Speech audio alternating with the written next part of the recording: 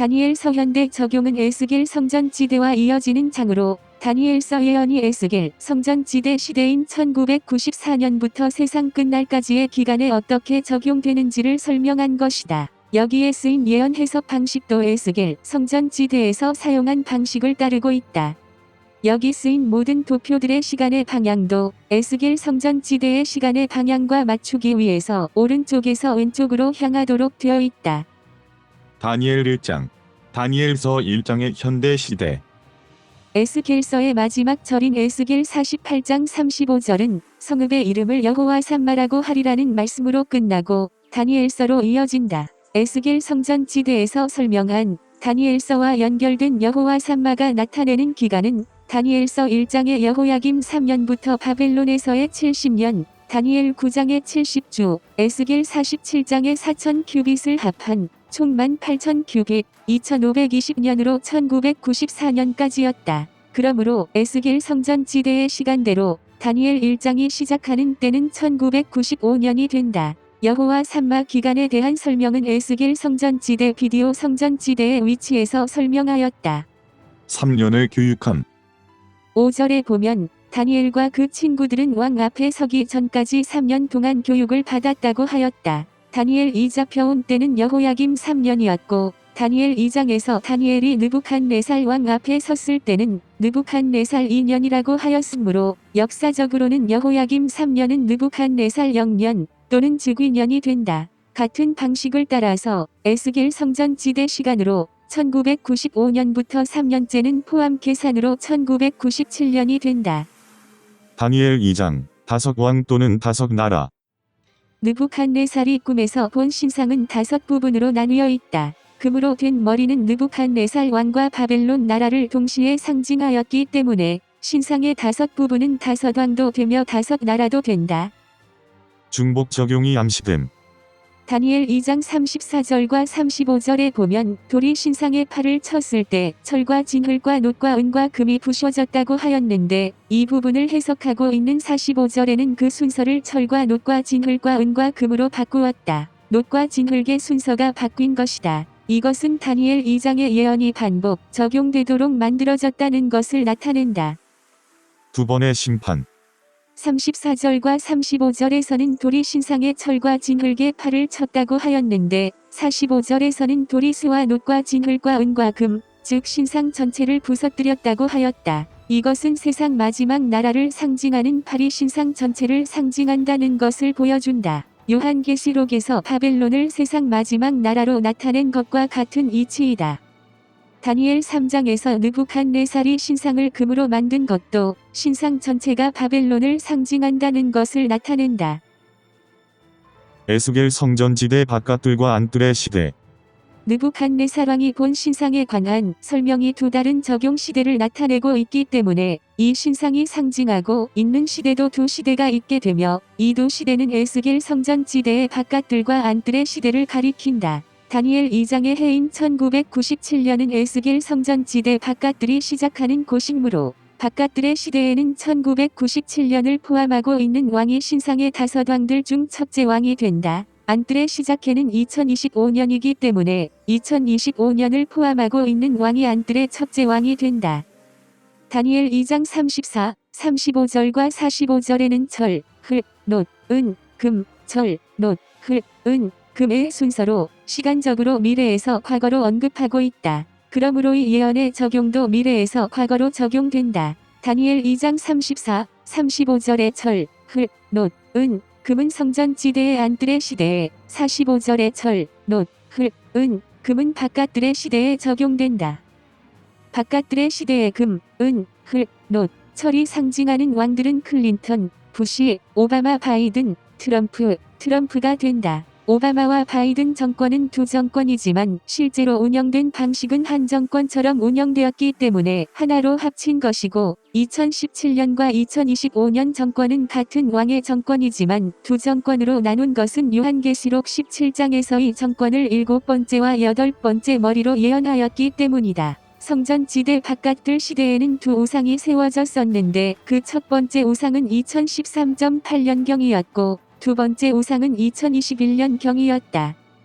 안뜰의 시대의 금, 은, 놋, 철은 트럼프, 요탐, 아하스, 히스기야가 된다. 여기서도 같은 이유로 두 트럼프 정권을 나누어서 적용한 것이다. 요탐, 아하스, 히스기야로 철을 나타낸 것은 이사야서, 호세야서, 아모스서에서 오시아, 요탐, 아하스, 히스기야 시대를 세상 마지막 시대로 나타내었기 때문이다. 역대하 26장부터 나오는 오시아, 요탐, 아하스, 히스기야 시대에 일어났던 일들도 에스겔 성전지대 안뜰의 시대를 반영하고 있다.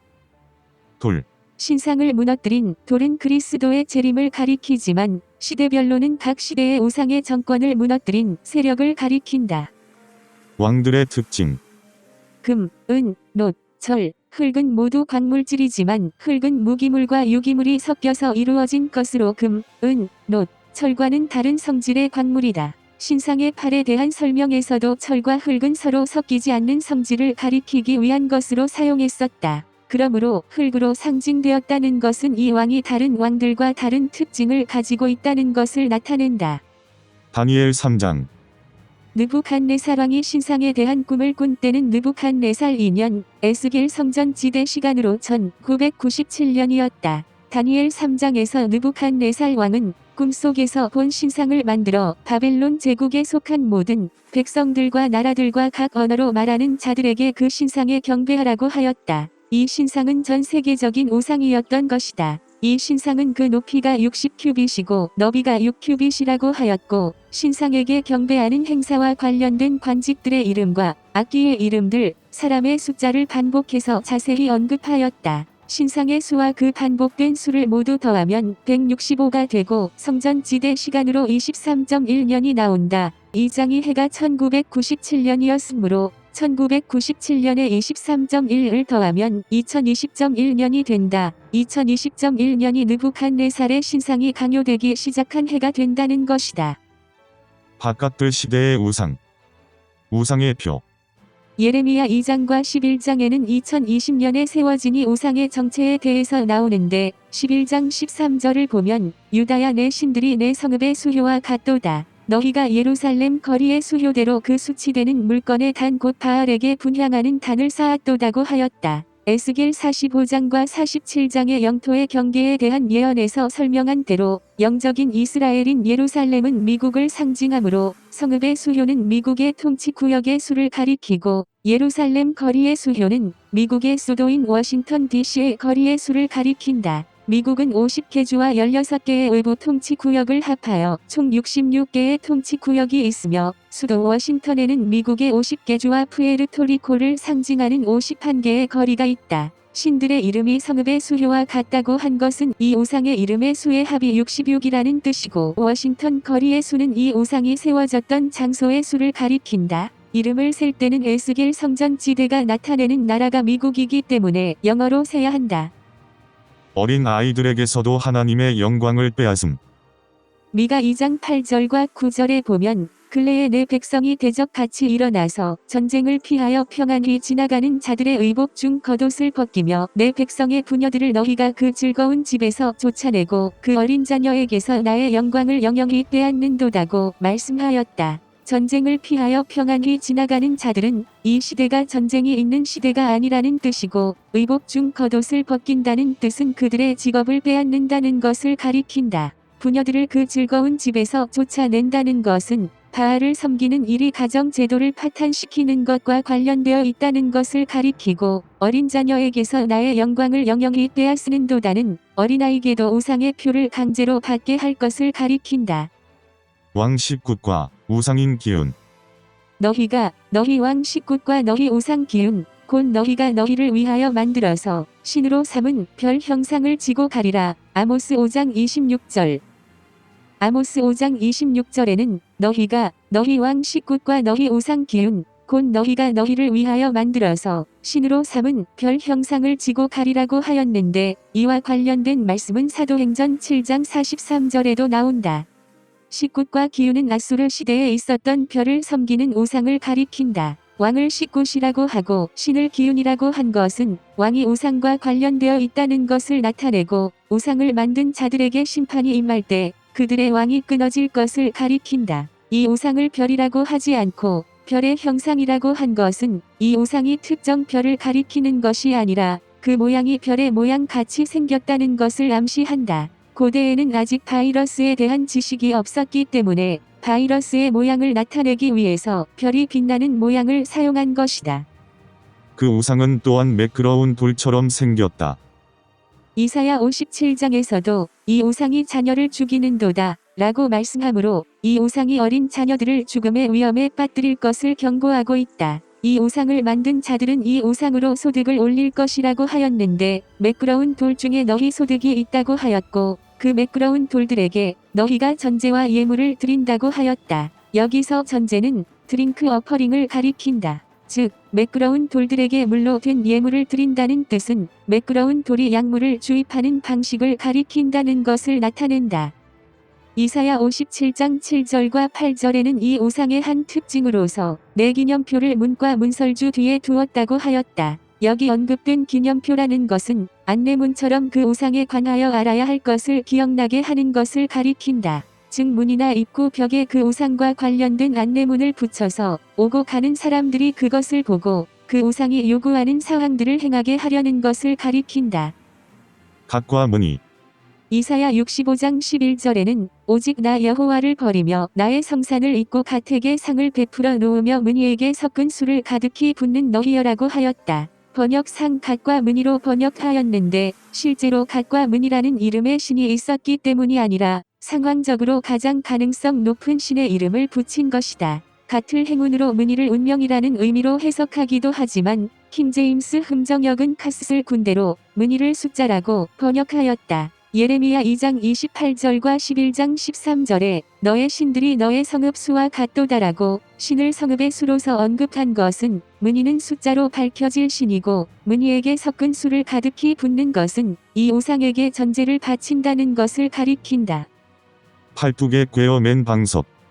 에스겔 13장 18절을 보면 영혼을 사냥하는 방석 또는 부적을 팔뚝에 꿰매었다고 하였다. 방석이나 부적은 의역한 것이고 방석을 팔뚝에 차고 있다는 것은 어떤 완장을 차고 있는 모습을 나타내는 것이다. 팔뚝에 꿰어 매었다고 하였으므로 팔뚝 안에 의학적으로 직접 주입시킨 것을 의미할 수도 있다. 이것은 우상을 강요하기 위해서 사용할 방식을 나타내는 것이다. 머리에 둘을 수건을 만드는 것은 질병과 관련된 정책을 가리키는 것으로 마스크를 쓰는 것을 민심을 모으는 방식으로 사용하였었다. 세상 마지막 때에도 비슷한 방식으로 사람들을 선동할 것을 또한 예측할 수 있다. 19절에 보면 떡을 위하여 하나님을 욕되게 할 것이라 하였다. 이것은 우상의 표를 받지 않은 자들이 경제적으로 어려움을 당할 것을 가리킨다.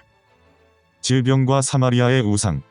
호세아 5장 13절에 보면 에브라임이 자기의 병을 깨달으며 유다가 자기의 상처를 깨달았고 에브라임은 아수르로 가서 야렘 왕에게 사람을 보내었으나 저가 능히 너희를 고치지 못하겠고 너희 상처를 낫게 하지 못하리라고 하였다. 호세아 8장 6절에는 이것은 이스라엘에서 나고 공장이 만든 것이라 참신이 아니니 사마리아의 송아지가 부셔뜨리우리라고 하였다. 이 질병은 저절로 생긴 것이 아니라 이스라엘이 상징하는 나라가 계획하여 만든 것이고 이것이 사마리아의 송아지 우상이라는 것이다.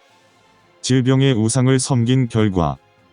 호세아 9장 11절에 보면 사마리아의 송아지 우상을 섬긴 에브라임의 영광이 새같이 날아가리니 해산함이나 아이 뱀이나 잉태함이 없으리라고 하였다. 이스라엘이 만든 이 우상은 임신이나 해산을 못하게 하는 질병이라는 것이다. 이 우상을 만든 자에게 이를 심판. 호세아 10장을 보면 그 송아지는 아수르로 옮겨지고 에브라임은 수치를 받고 이스라엘은 자기들의 계책을 부끄러워할 것이며 사마리아 왕은 물 위에 있는 거품 같이 멸망할 것이라고 하였다. 또한 이스라엘 왕은 새벽에 멸절할 것이고 그를 대신해서 아수르 사람이 그 임금이 될 것이라고 하였다. 두 가지의 죄.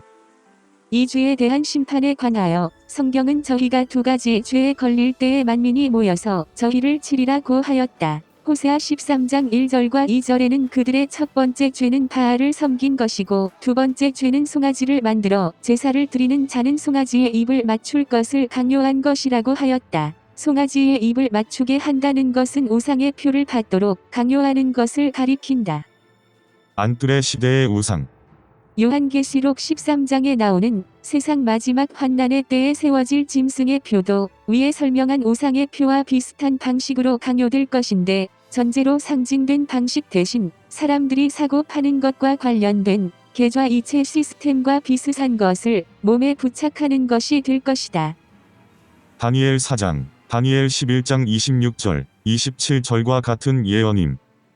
이 예언은 느부갓네살 왕으로 상징된 왕이 그 왕권을 한동안 잃어버리게 될 것을 가리키는 것으로 이에 관한 사건은 다니엘 11장 26절과 27절에도 예언되어 있다. 다니엘 11장에 나오는 북방왕과 남방왕을 에스겔 17장에서는 바벨론과 애굽으로 상징하였고 이 두 세력을 모두 독수리로 나타내어 이 두 세력이 같은 나라의 안에 있는 두 정치적 세력임을 나타냈다. 다니엘 11장 26절에는 그의 음식을 먹는 자들이 그를 멸하리니 그의 군대가 흩어질 것이요 많은 사람이 엎드러져 죽으리라 하고 하였는데 그의 음식을 먹는 자는 왕족을 가리키고 오늘날에는 대통령과 가장 가까운 자를 가리킨다. 27절에 일이 형통하지 못하리니 이는 아직 때가 이르지 아니하였다고 한 것은 때가 되면 이 왕이 다시 돌아올 것이라는 뜻이며 그 때는 다니엘 4장에 나온 7때가 끝난 다음을 가리킨다. 소와 새와 놋줄. 다니엘 4장 15절에는 그러나 그 뿌리의 그루터기를 땅에 남겨두고 스와 놋줄로 동이고 그것을 들풀 가운데에 두어라. 그것이 하늘 이슬에 젖고 땅의 풀 가운데에서 짐승과 더불어 제 몫을 얻으리라고 하였다. 그 뿌리와 그 터기를 땅에 남겨두라고 한 것은 이 사건으로 그의 왕권이 없어지지는 않을 것을 나타내는 것이고 왕권의 생명을 상징하는 뿌리와 그루터기를 스와 놋줄로 동이라고 한 것은 그가 스와 놋이 상징하는 왕이라는 뜻이다. 철과 놋이 같이 나온 것은 이때는 다니엘 2장 45절의 철, 놋, 흙, 은, 금이 나타내는 시대로 에스겔 성전 지대 바깥들의 시대라는 것을 가리킨다. 25절에서는 그가 소처럼 풀을 먹을 것이라고 하였는데 소는 애굽을 상징하므로 이것은 애굽의 세력이 그를 무너뜨릴 것을 가리킨다. 땅의 풀 가운데서 제 몫을 얻으리라고 한 것은 그가 한동안 평민이 될 것을 가리킨다. 7대. 16절과 23절에는 그가 왕권을 잃고 7대를 지날 것이라고 하였다. 7대에 대한 예언과 해석이 먼저 있었고 12달이 그 다음에 나왔으므로 12달이 7대를 연산하는 연산자가 된다. 12에 0.14를 곱해서 시간으로 바꾸면 1.68이고 7을 1.68로 나누면 4.1년이 된다. 약 4년을 가리킨다. 독수리. 33절에는 그의 머리털이 독수리 털과 같았고 손톱은 새 발톱과 같았었다고 왕권을 떠나 있는 기간 동안 그 왕이 독수리의 모습을 갖게 될 것이라고 하였다. 이것은 바벨론을 상징하는 사자에게 독수리의 날개가 생긴다는 것으로 그가 다시 왕권을 되찾을 때는 전에 없었던 큰 권력을 가지게 될 것을 가리킨다. 다니엘 5장. 귀인 1000명. 벨사살왕은 잔치를 배설하고 귀인 1000명을 초대하였다. 1000명을 언급한 것은 이 예언이 나타내는 시대가 언제인지를 나타내고자 한 것이다. 예언적 기간을 계산할 때는 계산할 때 사용할 연산자가 그 예언에 포함되어 있는지를 먼저 보아야 한다. 여기서는 1000명의 사람들이 금은 동, 철, 목석 6개의 우상을 섬겼다고 하였으므로 우상의 숫자가 1000명을 연산하는 연산자가 된다. 6에 0.14를 곱하여 시간의 연산자로 만들면 0.84가 되고 1000을 0.84로 나눈 후 41.5로 줄이면 28.4762 된다. 이 방식은 에스겔 성전 지대에서 설명하였다. 첫 번째 왕의 임기 첫 해인 1993년부터 28.476을 더하면 2021.476년이 된다. 금과 은 기명. 벨사살왕은 술을 마시는 잔으로 사용하기 위해서 예루살렘 전에서 취하여 온 금, 은 기명을 가져오게 하였다. 에스겔 성전 지대 예언적으로 바벨론, 애굽, 아수르, 예루살렘이 모두 같은 나라를 가리키기 때문에 금과 은은 신상에 속한 첫 두 왕을 가리키고 금, 은 기명을 가져오라고 한 것은 여기 나온 벨사살이 세 번째 왕이라는 것을 가리킨다. 이 예언의 시점이 2023년이기 때문에 이 시대는 성전 지대 바깥들의 시대를 가리키므로 벨사살은 금, 은, 흙, 놋, 철에서 흙이 상징하는 왕을 가리킨다. 그런데 금 기명만 가져오고 은 기명은 가져오지 않았다. 금 기명만 가져왔다는 것은 이 예언에서 일어난 바벨론의 멸망에 은이 상징하는 왕은 포함되지 않았다는 것을 가리킨다. 이 왕들이 누구인지는 다니엘 2장에서 설명하였다. 두로와 관련됨. 역대하 2장 7절과 14절에 보면 금, 은, 동, 절, 목, 석 6가지는 두로와 관련된 것들이다. 벨사살의 바벨론의 멸망이 두로의 멸망을 가리킨다는 것을 나타내는 것이다. 벨사살이 바벨론화된 예루살렘의 왕을 상징하고 또한 두로를 상징하면 에스겔서에 의하여 벨사살의 바벨론 또는 두로는 바벨론의 느부갓네살이 상징하는 정권에 의하여 끝나게 된다. 메네 대겔, 우바르신. 메네는 수를 세는 것으로 대겔은 무게를 다는 것으로 설명했다. 세겔은 무게이지만 은전으로 셀 때는 은전의 개수도 된다. 메네는 2번 말하였고 대겔은 1번 말하였으므로 메네와 대겔의 비율이 2대1이 된다.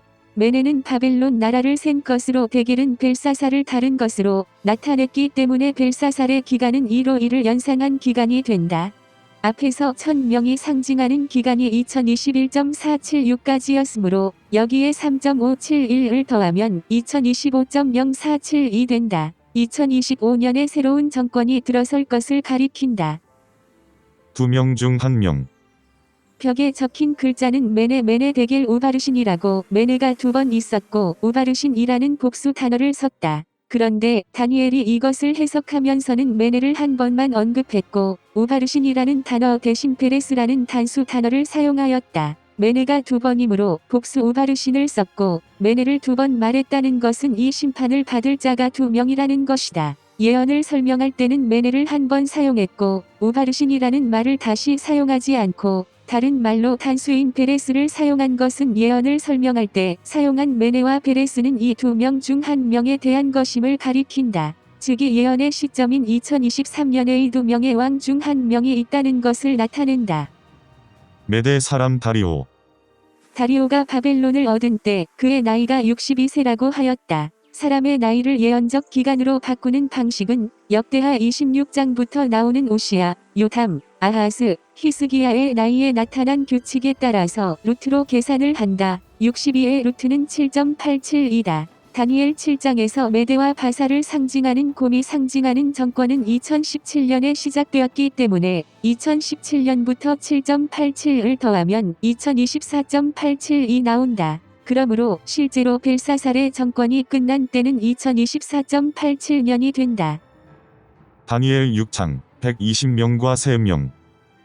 다리오 왕은 120명의 방백과 3명의 총리를 두었다고 하였다. 120명과 3명을 합하면 123명이고 123은 17.2년이다. 다리오가 왕이 된 해 2024.8년에 17.2를 더하면 2042년이 된다. 바벨론에 속한 정권이 2042년까지 지속될 것을 나타낸다. 정확한 시기는 2042.865년인데 이 해에 관한 것은 다니엘 9장에서 설명하였다. 30일. 정치적 법안 7절에 보면 다니엘을 제외한 나라의 모든 총리와 지사와 총독과 법관과 관원이 왕에게 말하여 이제부터 30일 동안에 누구든지 왕 외에 어떤 신에게나 사람에게 무엇을 구하면 사자굴에 던져 넣기로 한 법령을 제정하도록 하였다. 신이나 사람에게 무엇을 구하면이라고 신과 사람을 언급했고 경배가 아니라 구하면이라고 하였으므로 이것은 종교적 법안이 아니라 정치적 법안을 가리킨다.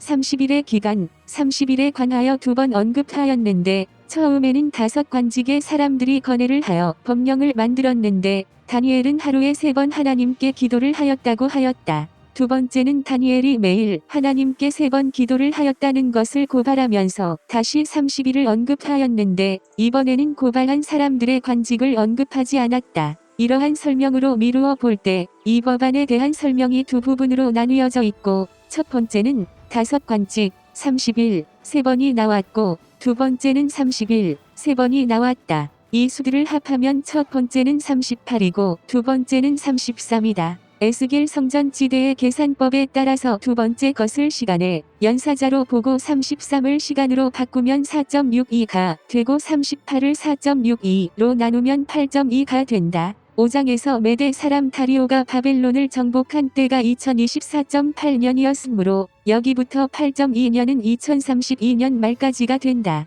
앞에서 123명이 바벨론 정권의 전체 기간을 나타낸 것처럼 이것은 다리오의 임기를 나타내기 위한 것이다.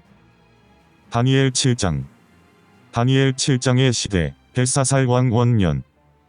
다니엘 5장에서 벨사살의 바벨론을 메대 사람 다리오가 정복한 때인 다리오가 62살 되는 때는 에스겔 성전지대의 해를 따라서 2024.8년이었다. 또한 다니엘 6장에서 다리오의 바벨론의 시대를 에스겔 성전지대 시간으로 2024.8년부터 2042년까지로 나타냈다. 그러므로 다니엘 7장의 시대는 2024.8년부터 시작된다.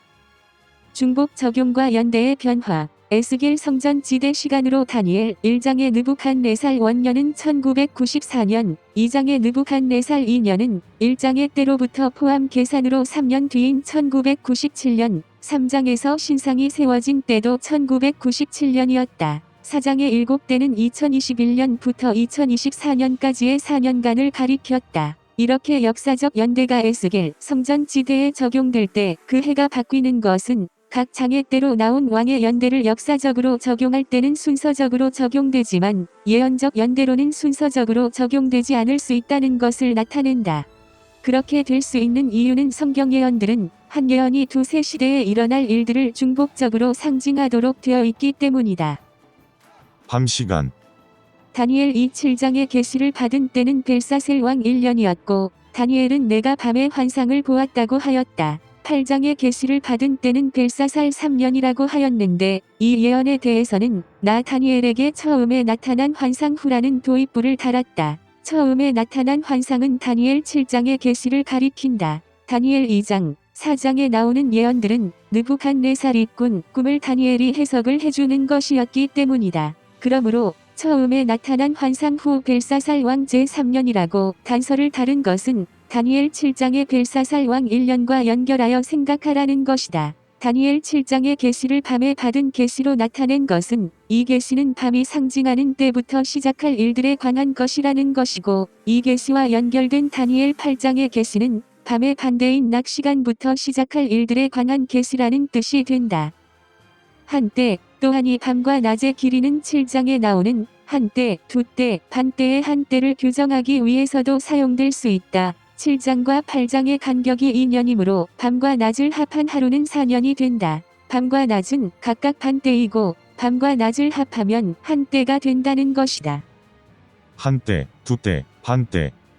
한때가 4년이므로 한때, 두때, 반때는 14년이 된다. 이것은 바벨론의 사자가 사람이 된 때, 새 왕을 복종시킨 때, 때와 법을 변개코자 하는 법을 만든 때부터 14년 동안 종교 환난이 있을 것을 가리킨다. 다니엘 6장에서 바벨론의 총 기간이 끝나는 해가 2042년이었으므로 2042년부터 14년을 빼면 한때, 두때, 반때는 2028년부터 2042년까지를 가리킨다. 정확한 시기는 2042.865년인데 이 해에 관한 것은 다니엘 9장에서 설명하였다. 큰 바다.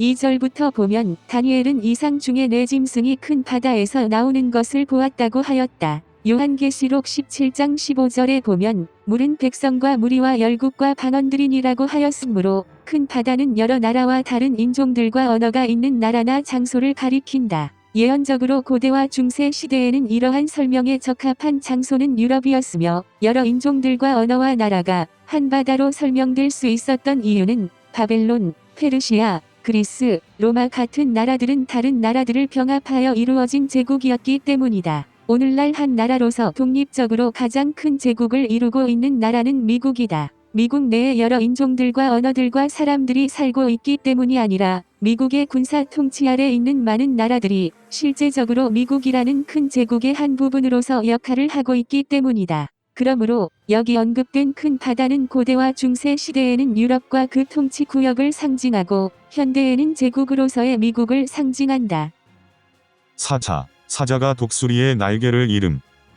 독수리의 날개가 있는 사자. 다니엘 4장에서 느부갓네살이 7대 동안 왕권을 잃어버리고 평민이 된 기간 동안 머리털이 독수리 털과 같이 자랐고 손톱은 새 발톱과 같이 되었더라고 하였다. 이것은 느부갓네살이 다시 왕권을 회복했을 때 독수리의 날개가 있는 사자로서 바벨론 왕이 될 것을 가리킨다. 이 정권을 땅과 하늘의 왕을 상징하는 사자와 독수리를 합한 짐승으로 나타낸 것은 그가 세상의 왕으로서 그를 대적하는 나라들을 복종시킬 것을 나타낸다.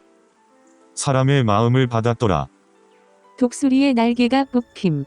요한계시록 12장 14절에는 그 여자가 큰 독수리의 두 날개를 받아 광야 자기 곳으로 날아가 거기서 그 뱀의 낯을 피하여 한 때와 두 때와 반 때를 양육받음이라고 하였다. 이 말씀에서 여자는 하나님의 교회를 가리키고 큰 독수리의 두 날개는 종교의 자유를 위하여 온 이민자들이 건국한 미국을 가리킨다. 그러므로 독수리의 날개가 뽑혔다는 것은 종교의 자유가 없어질 것을 가리킨다. 사람. 요한계시록 13장 18절에는 짐승의 표를 설명하면서 짐승의 수를 세어보라. 그것은 사람의 수니 그의 수는 666이라고 짐승과 사람을 같은 자로 나타냈다. 그러므로 사람이 되었다는 것은 그가 짐승의 표를 만들 자의 마음을 갖게 되었다는 것을 가리킨다. 사람이 된 때 에스겔 1장부터 10장의 예언에는 예언적 사건이 진행됨에 따라 에스겔 10장에서는 에스겔 1장의 그룹의 얼굴의 모습 중 소의 얼굴이 없어지고 그룹의 얼굴로 바뀌어졌다. 에스겔 10장의 그룹의 얼굴이 첫째, 둘째, 셋째, 넷째로 순서적으로 기술되었으므로 소의 얼굴이 없어진 것은 소가 상징하던 정권이 끝나고 둘째 시기인 사람의 얼굴이 상징하는 정권으로 바뀐 것을 나타낸다. 그러므로 사자가 사람으로 되었다는 것은 소가 심판을 받아 망하고 사람의 시대로 된 것을 가리킨다. 그러므로 독수리의 날개를 갖고 있던 사자가 사람으로 바뀌는 때는 소가 상징하는 애굽의 남은 세력이 완전히 망하는 2028년 말을 가리킨다. 곰의 시대. 다니엘 7장의 시기는 2025년 정권의 시기인데 다니엘 5장과 6장에서는 메대 사람 다리오의 임기가 2024.8년부터였다. 다리오는 메대의 왕이므로 바벨론의 사자의 기간과 메대와 바사의 곰의 기간이 겹쳐 있는 것을 볼 수 있다. 사자가 상징하는 정권도 2025년 정권이고 곰이 상징하는 왕도 2025년 정권이 된다는 것이다. 새 갈빗대. 곰이 몸 한쪽을 들고 있는 모습으로 새갈빗대를 물고 있는 것은 이 새갈빗대가 상징하는 세 명의 왕이 곰이 상징하는 왕의 두 번째 임기 때 망할 것을 가리킨다. 이와 관련된 사건에 대해서는 에스겔 21장 13, 14절에도 나와 있다. 새갈빗대는 새 왕을 가리키는데 이 새 왕과 작은 뿔이 뽑은 새 뿔이 같은 왕이라면 이 새 왕은 에스겔 성전 지대의 바깥들의 시간대에 속한 왕들 중 곰보다 먼저 있었던 4명 중 3명을 가리키고 새갈빗대와 새뿔이 다른 왕을 가리킨다면 새뿔은 넷째 나라의 열왕 중 세 왕을 가리키고 새갈빗대는 다른 나라의 왕들을 가리킨다. 표범. 네 머리와 네 날개. 세 번째 짐승은 표범처럼 생겼는데 새의 날개 4개와 머리가 4개가 있었다고 하였다. 머리 넷은 표범이 상징하는 정권의 4명의 왕이 있을 것을 가리키고 새의 날개 넷은 2마리의 새, 즉 2번의 정권을 가리킨다. 즉 세 번째 왕은 대통령으로서 2번의 임기를 할 것이지만 또한 2 다른 정권에 포함될 것을 가리킨다. 넷째 짐승. 무섭고 놀라움. 전의 짐승과는 다름.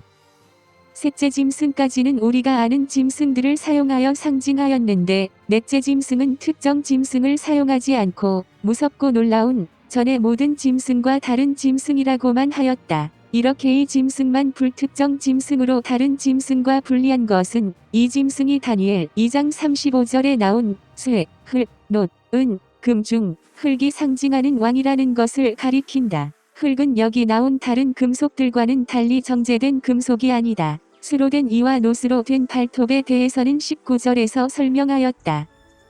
새로 된 이. 이 짐승은 수로 된 큰 이가 있었다고 하였는데 수는 네 번째 왕을 나타낸다. 다니엘 2장의 신상에 대한 예언에서 철로 된 신상의 다리는 네 번째 나라를 상징하였기 때문이다. 신상의 다리와 연결된 발도 철과 흙으로 되어 있는 것은 신상의 네 번째 나라가 발의 시대로 이어진다는 것을 가리킨다. 넷째 짐승 전체가 수가 아니라 이만 수라고 하였던 것은 이 때가 신상의 다리와 발로 이어지는 철의 시대 중 발에 속한 시대임을 나타낸다. 넷째 짐승. 네 짐승을 세상에 일어날 네 왕이라고 하였지만 이 네 번째 왕이 세상의 마지막 왕이라고는 하지 않았다. 이사야 45장 1절과 2절에는 세상 마지막에 고레스가 상징하는 왕이 나타날 것이고 그가 열국을 항복하게 하며 놋과 철을 부술 것이라고 하였다. 그러므로 다니엘 7장의 네 짐승은 바벨론에 속한 네 왕과 그 정권만을 가리키는 것이고 그 후에 돌로 상징된 또 다른 왕이 올 것을 알 수 있다. 열불과 작은 불.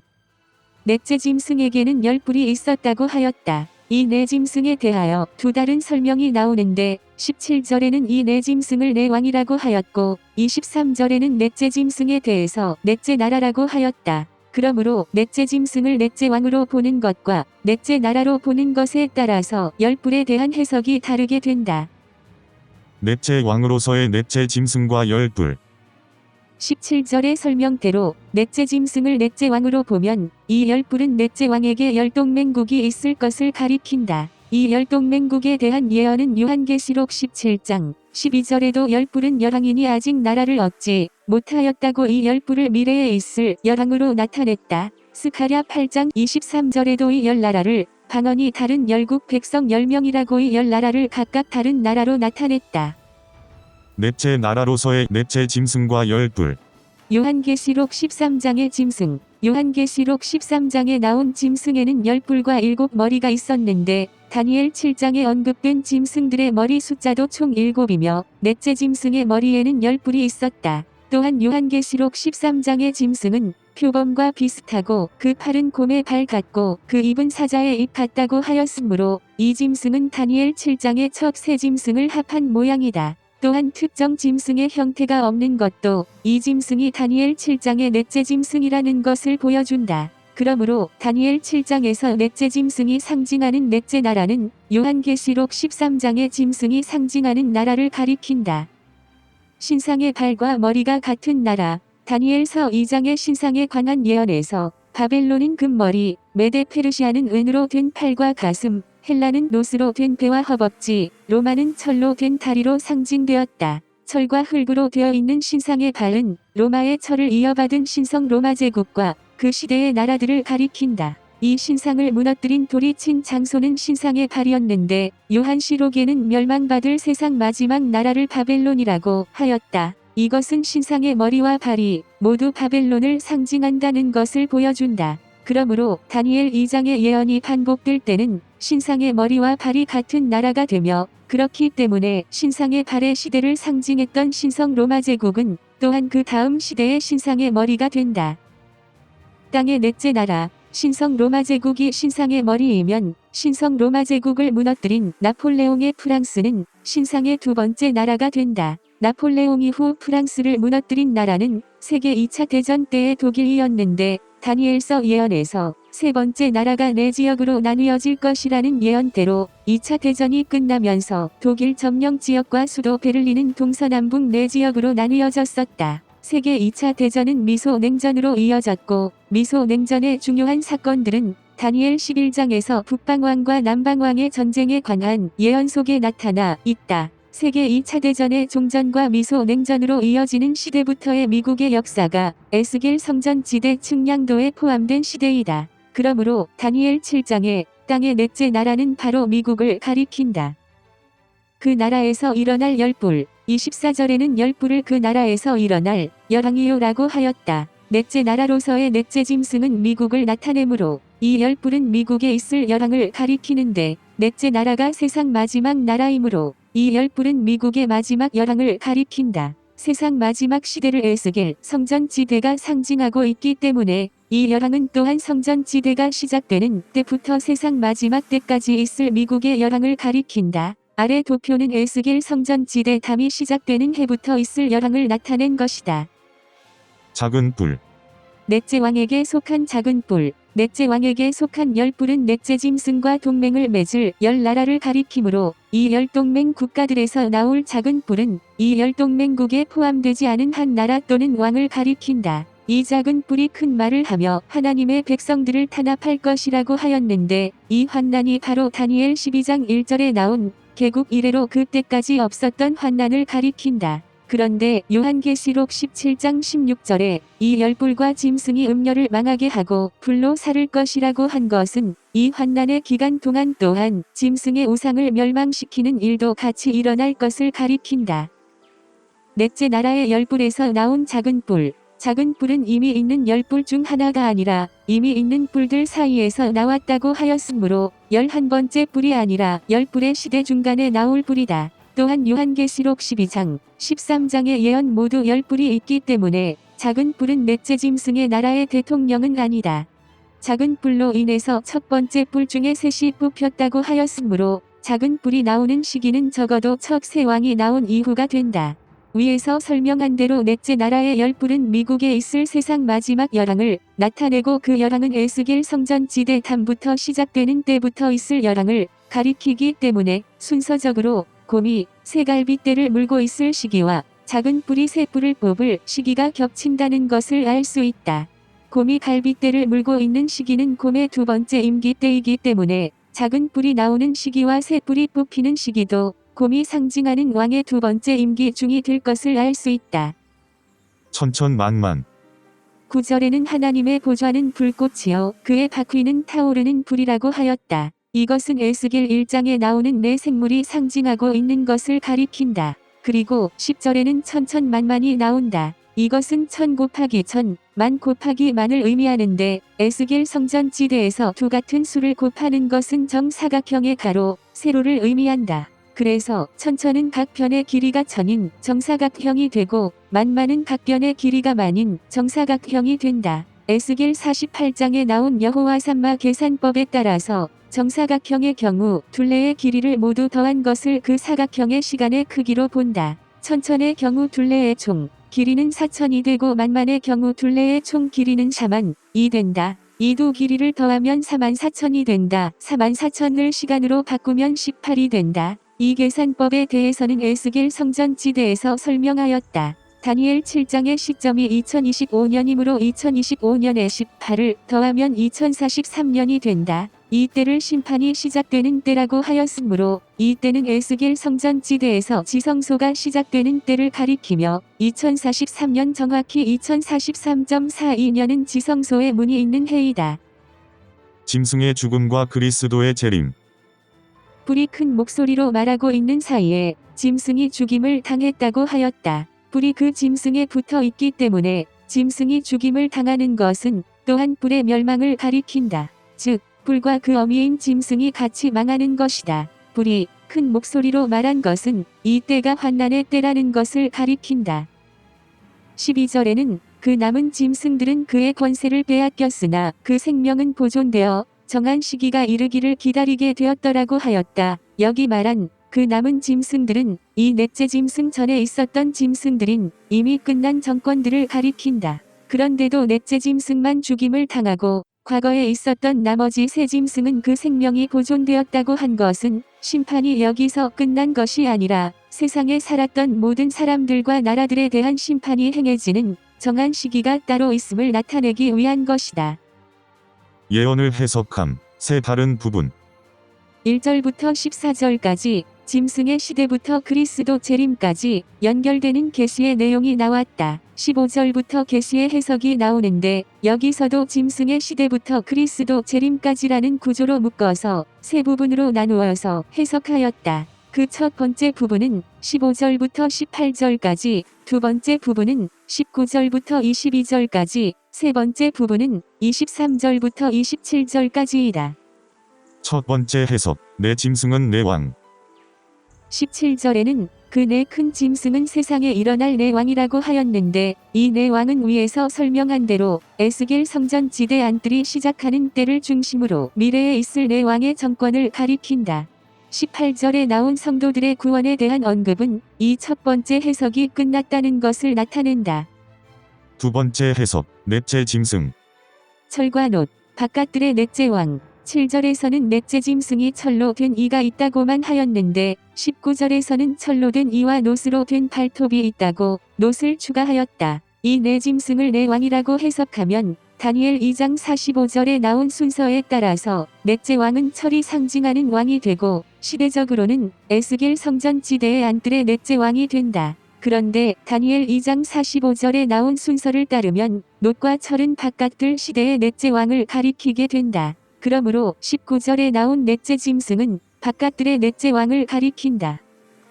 열뿔과 다른 뿔, 넷째 짐승의 시점이 2017년과 2025년 정권을 가리키므로 24절에 나온 열뿔은 2025년 정권까지 있을 열 정권을 가리킨다. 이 왕들에 대해서는 다니엘 11장, 지금 일어나고 있는 성경 예언, 비디오에서 설명하였다. 열뿔 이후에 다른 뿔이 나올 것이라고 하였는데 10번째 뿔이 여기 설명한 뿔들의 마지막 뿔이므로 이 다른 뿔은 10번째 정권이 시작된 이후에 나올 뿔을 가리킨다. 이 다른 뿔을 처음부터 10뿔에 포함시키지 않은 것은 이 뿔은 이 나라의 왕이 아니라는 것을 나타낸다. 이 뿔이 성도들과 더불어 싸워 이겼다고 한 것은 이 뿔과 이 뿔이 나온 넷째 짐승이 성도들을 환난에 처하게 할 것을 가리킨다. 22절에 나온 그리스도의 재림에 대한 언급은 여기까지가 두 번째 해석이라는 것을 나타낸다. 세 번째 적용, 땅의 넷째 나라.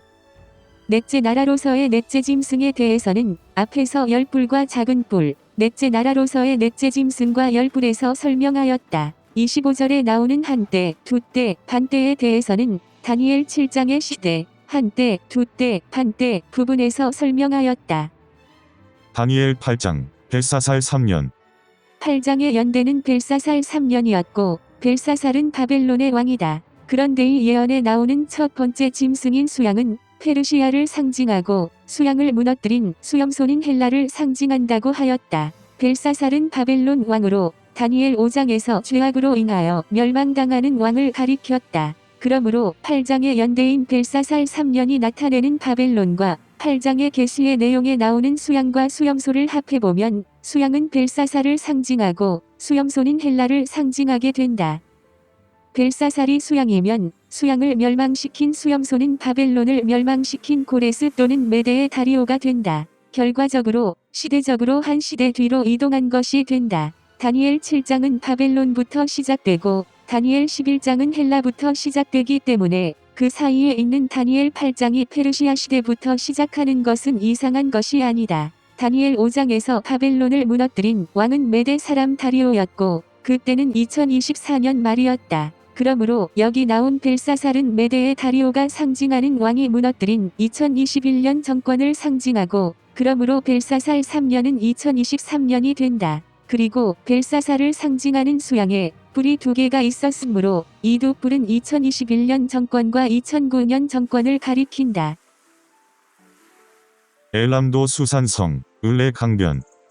다니엘은 이 계시를 받은 장소를 설명하면서 몸은 엘람도 수산성에 있었고 계시는 을레 강변이라고 하였다. 엘람도 수산성은 페르시아의 수도이며 을레 강은 수산성 옆에 흐르는 강이다. 그런데 벨사살 3년은 아직 페르시아가 바벨론을 점령하기 전이며 다니엘이 그때 당시 적국의 나라인 페르시아의 수도에 있을 수 없기 때문에 다니엘이 계시를 받기 시작한 곳은 바벨론이어야 한다. 그러므로 다니엘의 몸이 수산성으로 옮겨졌다고 한 것은 이 계시의 내용이 시작하는 때를 가리키기 위한 것이다. 그런데 이상을 을레 강변에서 보았다고 한 것은 여기 나온 예언의 중심이 되는 시대는 계시의 시점과는 달리 을레 강이 상징하는 시대라는 것을 가리킨다. 8장의 계시가 수양에 대한 설명으로 시작되지만 이 계시의 중심이 수염소이기 때문에 을레 강은 수염소가 상징하는 정권을 가리킨다. 수양, 수양의 두 뿔. 여기서 다니엘은 두 뿔 가진 수양을 보았는데 한 뿔은 다른 뿔보다도 길었고 그 긴 것은 나중에 난 것이었다고 하였다. 두 뿔이 있다는 것은 이 정권에 두 왕이 있다는 것이고 나중에 나온 뿔이 더 길었다는 것은 나중에 나온 뿔의 정권의 기간이 처음 나온 뿔보다 더 길다는 뜻도 되지만 이 두 번째 왕이 첫 번째 왕의 시대에도 왕이었다는 것을 나타낸다. 서쪽, 북쪽, 남쪽. 수양이 서쪽과 북쪽과 남쪽을 향해 받았다고 하였다. 에스겔 성전지대에서 시간은 동쪽에서 서쪽으로 흐르고 북쪽과 남쪽은 대칭적 구조를 갖고 있기 때문에 북쪽이 과거이면 남쪽은 미래가 된다. 5절에 보면 수염소가 서쪽에서 왔다고 하였으므로 수양은 수염소 동쪽에 있게 된다. 동쪽으로부터 북쪽이 과거이고 남쪽이 미래이면 수양은 수염소를 치기 위해서 북쪽, 과거와 남쪽, 미래로 향해야 한다. 이것은 아래 그림처럼 수양의 두 뿔이 상징하는 2009년 정권과 2021년 정권이 수염소가 상징하는 2017년 정권과 2025년 정권과 대립되는 상황을 나타낸 것이다. 수양의 첫째 뿔인 2009년 정권으로부터 2017년은 미래에 있고 수양의 두 번째 뿔인 2021년 정권은 수염소의 두 정권 사이에 있기 때문에 한쪽은 미래, 반대쪽은 과거가 된다. 수염소의 등장과 현저한 뿔. 수염소는 서쪽에서부터 와서 온 지면에 다녔는데 땅에 닿지 않았다고 하였다. 땅에 닿지 않았다는 것은 이때가 수염소의 정권의 시대가 아니라는 것을 가리킨다. 벨사살 3년은 수양과 수염소의 대립이 시작된 때를 가리키며 이때는 2023년이었다. 그러므로 수염소의 눈 사이에 있는 현저한 뿔은 2017년 정권을 가리킨다. 뿔넷. 7절에서 수염소가 수양을 친 후 8절에서 수염소의 현저한 뿔이 꺾이고 그 대신 내 뿔이 하늘 사방을 향하여 났다고 하였다. 이때는 수양이 망한 후이기 때문에 수염소가 정권을 획득한 후가 되므로 수염소의 첫째 뿔이 꺾였다는 사실이 수염소가 정권을 잃었다는 것을 가리키지 않는다. 또한 앞에서 수양과 수염소와 관련되어 사용된 방향은 수염소의 네 뿔이 수염소의 첫 번째 뿔과 다른 정권을 가리키지 않는다는 것을 보여준다. 수양이 동쪽에서 와서 서쪽과 북쪽과 남쪽을 쳤다고 하였으므로 이 세 방향은 또한 수양을 반대하는 세력, 즉 수염소의 세력을 가리킨다. 또한 수양은 동쪽에서 왔기 때문에 수염소는 또한 동쪽을 차지하게 되어 하늘 사방을 모두 차지하게 된 것이다. 그러므로 네 뿔은 수염소 정권이 넷이 되었다는 것을 가리킨다. 수염소의 정권이 넷으로 분리되었다는 것이 아니라 수염소의 정권이 4번 연속적으로 이어질 것을 나타낸다. 이것은 다니엘 7장의 네 짐승이 네 왕이면서 넷째 나라의 네 왕도 되는 것과 같은 구조이다. 그렇기 때문에 수염소의 네 뿔 중 첫 번째 뿔은 바로 수염소 자체가 된다. 즉 수염소에게 있었던 첫 번째 현저한 뿔이 꺾여서 없어진 것이 아니라 네 뿔 중 하나로 되었다는 것이다. 이것은 다니엘 7장 예언에서 곰이 상징하는 왕이 그 다음 짐승인 표범의 네 머리 중 하나와 중복되도록 된 것과 같은 방식이다. 작은 뿔. 이 네 뿔 중 한 뿔에서 작은 뿔 하나가 나와서 남쪽과 동쪽과 영화로운 땅을 향하여 심히 커졌다고 하였다. 이 작은 뿔은 다니엘 7장에서 19절에 설명한 넷째 짐승 또는 넷째 왕의 시대에 나올 작은 뿔을 가리킨다. 작은 뿔이 동쪽으로 향한 것은 수양으로 상징된 정권을 치기 위함이고 남쪽은 미래를 가리키고 북쪽이 빠진 것은 수염소가 북쪽에서 오는 느부갓네살을 또한 상징하기 때문이다. 영화로운 땅은 하나님의 교회를 가리키고 작은 뿔이 하나님의 백성에게 환난을 가져올 것을 가리킨다. 매일. 작은 뿔이 매일 드리는 제사를 없앴다고 하였는데 여기서 제사라는 말은 원어에는 없고 매일이라는 단어는 계속되던이라는 뜻이다. 즉 건국 때부터 그때까지 계속되던 어떤 법이 바뀔 것을 가리킨다. 매일이 끊어지는 이유를 말하면서 11절에는 군대의 주제를 대적하여라고 하였고 12절에는 악으로 말미암나고 하였다. 즉 군대의 주제는 이 매일이 세상에 속한 법임을 가리키고 악으로 말미암아라고 죄악을 언급한 것은 이 매일은 하늘에 속한 법임을 가리킨다. 에스겔 8장 16절에서 에스겔 성전 지대 안뜰의 시대에 세워질 우상에 대하여 설명하면서 동쪽을 향하여 태양에게 예배하더라고 하였다. 에스겔 성전 지대에서 동쪽은 시간이 시작되는 방향이기 때문에 동쪽을 향하여 태양에게 경배했다는 것은 이 태양신이 시간과 관련된 것임을 나타낸다. 그러므로 악으로 말미암아 세워질 법은 종교적 법안으로 하나님의 법인 10계명 중에서 시간에 관한 법을 바꾸려고 할 것을 가리키고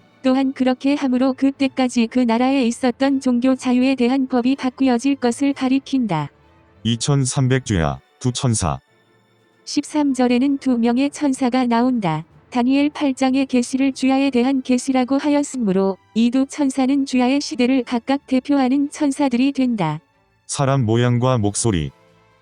사람 모양과 사람의 목소리는 이 시대가 다니엘 7장에서 사자가 사람이 되었을 때의 시대임을 가리키며 또한 수염소의 네 뿔이 나왔을 때의 시대를 가리킨다. 사람은 또한 작은 뿔의 시대를 가리키고 13절에 나온 2300주야와 관련된 매일이 끊어지고 성소와 백성이 내준 바 되기 시작하는 시대를 가리킨다. 이때는 2025년부터 2028년 사이의 기간이며 다니엘 9장의 70주 예언에 따라서 그 분리점은 2028.865년이 된다. 을레강 사이. 을레 사이에서라고 한 것은 을레강이 나타내는 수염소의 정권이 둘로 나뉘어져 있으며 이 예언의 중심이 수염소의 정권의 시대임을 가리킨다. 또한 16절의 시점이 수염소의 두 정권 기간 사이라는 것을 가리킨다. 수염소가 상징하는 두 정권이 2017년 정권과 2025년 정권을 가리키기 때문에 그 사이는 2021년부터 2024년까지의 기간이 된다. 얼굴을 땅에 대고. 가브리엘 천사가 다니엘에게 왔을 때 다니엘은 얼굴을 땅에 대고 엎드렸다고 하였다. 얼굴을 땅에 대었다는 것은 을레강이 나타내는 수염소의 시대가 바벨론의 시대라는 것을 나타내고 또한 얼굴은 신상의 시대의 시작 부분이기 때문에 이 때가 한 기간의 분리점도 된다는 것을 가리킨다. 정한 때, 그. 정한 때라고 했으므로 이 기간은 이미 정해져 있는 기간이 된다. 을레강 사이가 나타내는 때는 두 수염소 정권의 사이가 2021년부터 2024년 말까지의 수양의 정권과 겹치며 에스겔 성전 지대의 바깥들의 기간이 끝나는 때도 2024년 말이기 때문에 여기 말한 정한 때 끝은 2024년 말이 된다. 얼굴, 잠. 다니엘은 다시 얼굴을 땅에 대고 엎드렸다고 하였는데 이번에는 깊이 잠이 들었다고 하였다. 얼굴이 땅에 닿았다는 것은 한 기간의 시작을 가리키고 깊이 잠이 들었다는 것은 다른 시대로의 이동을 가리킨다. 스가랴서에서도 잠으로 시간과 장소의 이동을 나타냈었다. 이 시대가 19절의 시대이다. 정한 때 끝. 진노하심의 끝. 19절에는 이 시대를 가리키면서 진노하시는 때가 마친 후라고 하였고 다시 정한 때 끝을 언급하였다. 그러므로 진노하시는 때가 마친 후부터 환난이 시작되고 이 환난은 다시 정한 때 끝까지 지속된다는 것이다. 진노하심의 끝은 하나님을 대항하여 환난을 일으킨 자들에 대한 진노가 끝나는 때를 가리키고 정한 때 끝은 환난을 일으킨 정권 또는 시대의 끝을 가리킨다. 요한계시록 11장에서도 1260일 또는 42달로 상징된 하나님의 성도들이 통과해야 할 환난의 기간이 먼저 있고 그 다음 다시 3일 반으로 상징된 또 다른 환난이 있을 것이라고 하였는데 이 또 다른 환난이 바로 하나님의 진노하심이 나타나는 때를 가리킨다. 그러므로 순서적으로 보면 정한 때 끝이 진노하시는 때가 시작되는 때가 된다. 앞에서 설명한 대로 2025년이 성전지대 안뜰이 시작하는 해이자 바깥들의 정권이 끝나는 때이기 때문에 2025년은 정한 때의 끝이 되고 또한 진노하심이 시작하는 해가 된다. 진노하심이 끝나는 때는 수양의 정권에 대한 모든 심판이 끝나는 때를 가리키며 이 때와 매일이 끊어지는 때가 중복되기 때문에 매일이 끊어지는 때를 기준으로 보면 2028.865년이 된다. 19절에 이 일들은 진노하시는 때가 마친 후에 될 일이라고 한 것은 2028.865년부터 13절에 언급한 매일 드리는 제사와 망하게 하는 죄악에 대한 일과 성소와 백성이 내준 바 되며 짓밟힐 일이 시작된다는 것을 나타내기 위한 것이다. 그리고 이 모든 일들이 2300주야까지 지속될 것이라고 한 것은 2300주야는 또 다른 정한 때가 되고 2300주야의 끝은 정한 때 끝이 된다는 것을 가리킨다. 2300주야 계산. 주야, 2300주야는 매일 드리는 제사와 망하게 하는 죄악에 대한 일과 성소와 백성이 내준 바 되며 짓밟힐 일이 일어날 기간이라고 하였다. 그런데 26절의 이 계시를 주야에 대한 환상이라고 하여 주야의 독립적인 의미를 부과하였기 때문에 주야를 일반적인 하루로 보아서는 안 된다. 만약 주야를 일반적인 하루로 보고 이 예언을 주었다면 다른 예언에 나오는 기간들처럼 날 단위로 그 기간을 주었을 것이기 때문이다. 2300주야, 다니엘 7장에서 설명한 대로 주야는 4년이므로 2300 곱하기 주야는 9200이 된다. 9200을 에스겔 성전 지대 방식에 따라서 41.5로 줄이면 28.5년이 된다. 2300주야 적용. 다니엘 7장의 계시가 밤에 관한 계시였고 다니엘 8장의 계시를 7장과 이어지는 계시라고 하였으므로 주야는 다니엘 7장과 8장의 계시를 합한 것을 가리킨다. 그런데 다니엘 7장과 8장에서 말하는 매일에 관한 시점이 2028.865로 같고 다니엘 7장의 한때 두때 반때가 14년이었다. 다니엘 7장의 계시는 밤에 관한 것이고 이 계시가 나타내는 기간이 14년이면 낮은 밤의 대칭이기 때문에 낮에 관한 계시도 14년이 되어야 한다. 그런데 2300주야는 28.5년으로 밤과 낮을 합한 28년보다 0.5년이 더 길다. 이것은 정한 때의 끝과 성전의 정결이 시작되는 때가 0.5년 차이가 난다는 것을 보여준다. 14년이 끝나는 2042.865년부터 0.5년을 더하면 2043.365년이다. 에스겔 성전지대에서 지성소가 시작되는 해가 2043.42년이었다. 2043.42에서 2042.865를 빼면 0.555이므로 소수점 계산의 오차범위를 감안하면 2043.365년과 2043.42년은 같은 해가 된다. 다니엘 9장 메대 족속 아하수에로의 아들 다리오. 아하수에로 다음의 시대 다리오를 소개하면서 메대 족속 아하수에로의 아들이라고 하였다. 여기 나온 다리오는 에스라서에 나오는 다리오가 아니라 다니엘 5장에 나오는 다리오를 가리킨다. 이 왕의 아버지의 이름을 아하수에로라고 기록한 것은 예언적으로 이 다리오의 시대가 언제를 가리키는지를 나타내기 위한 것으로 아하수에로는 성경에 나온 페르시아 왕들 중 네 번째 왕의 이름이다. 페르시아 왕 다리오 시대 에스겔 성전지대는 하나님께서 천사를 보내어 측량하게 한 것이기 때문에 성전지대와 관련된 성전 건축해는 각들의 시작 부분이 되며 또한 이때는 성경에 나온 성전 건축령 중 하나님께서 직접 지시하신 다리오 2년이 된다. 바깥들의 시작은 담이 시작하는 곳이기 때문에 담이 시작하는 때가 성전 건축의 시작이 되고 안뜰에는 담이 없기 때문에 안뜰이 시작하는 곳이 안뜰의 성전 건축의 시작이 된다. 그러므로 바깥들 담이 시작하는 시대와 안뜰이 시작하는 시대가 다리오 2년이 상징하는 시대가 된다. 내왕 주기 성전지대의 각들의 시작이 페르시아의 다리오 왕이 상징하는 시대가 된다면 이 시대 앞뒤의 시대들도 이 4명의 왕들 중 하나로 상징될 수 있다. 바깥들 담이 시작하는 곳의 시대가 클린턴 정권의 시대이므로 그 전 시대인 레이건 부시는 고레스의 시대로 상징될 수 있고 그 다음 두 정권인 부시와 오바마 바이든 시대는 아닥사스타와 아하수에로로 상징될 수 있다. 같은 방식으로 안뜰의 시작 시대인 2025년 트럼프 정권은 다리오 시대가 되고 이 다리오와 연결되는 그 전 시대인 2017년 트럼프 정권은 고레스로 상징된 시대가 된다. 그리고 그 다음 두 정권은 아닥사스타와 아하수에로로 상징된 정권이 된다.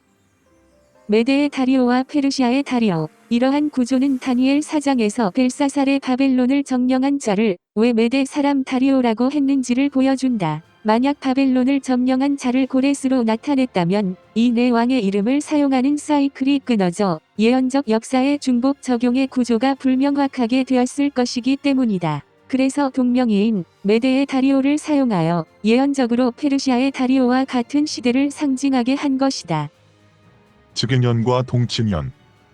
1절에는 다리오가 왕으로 세움을 입은 즉위년이 나오고 2절에는 통치 원년이 나온다. 다니엘 5장에서 다리오가 바벨론을 점령한 때 그의 나이는 62세였고 예언적 때는 2024.87년이었다. 그러므로 2024년은 다리오의 즉위년이 되고 통치 원년은 2025년이 된다.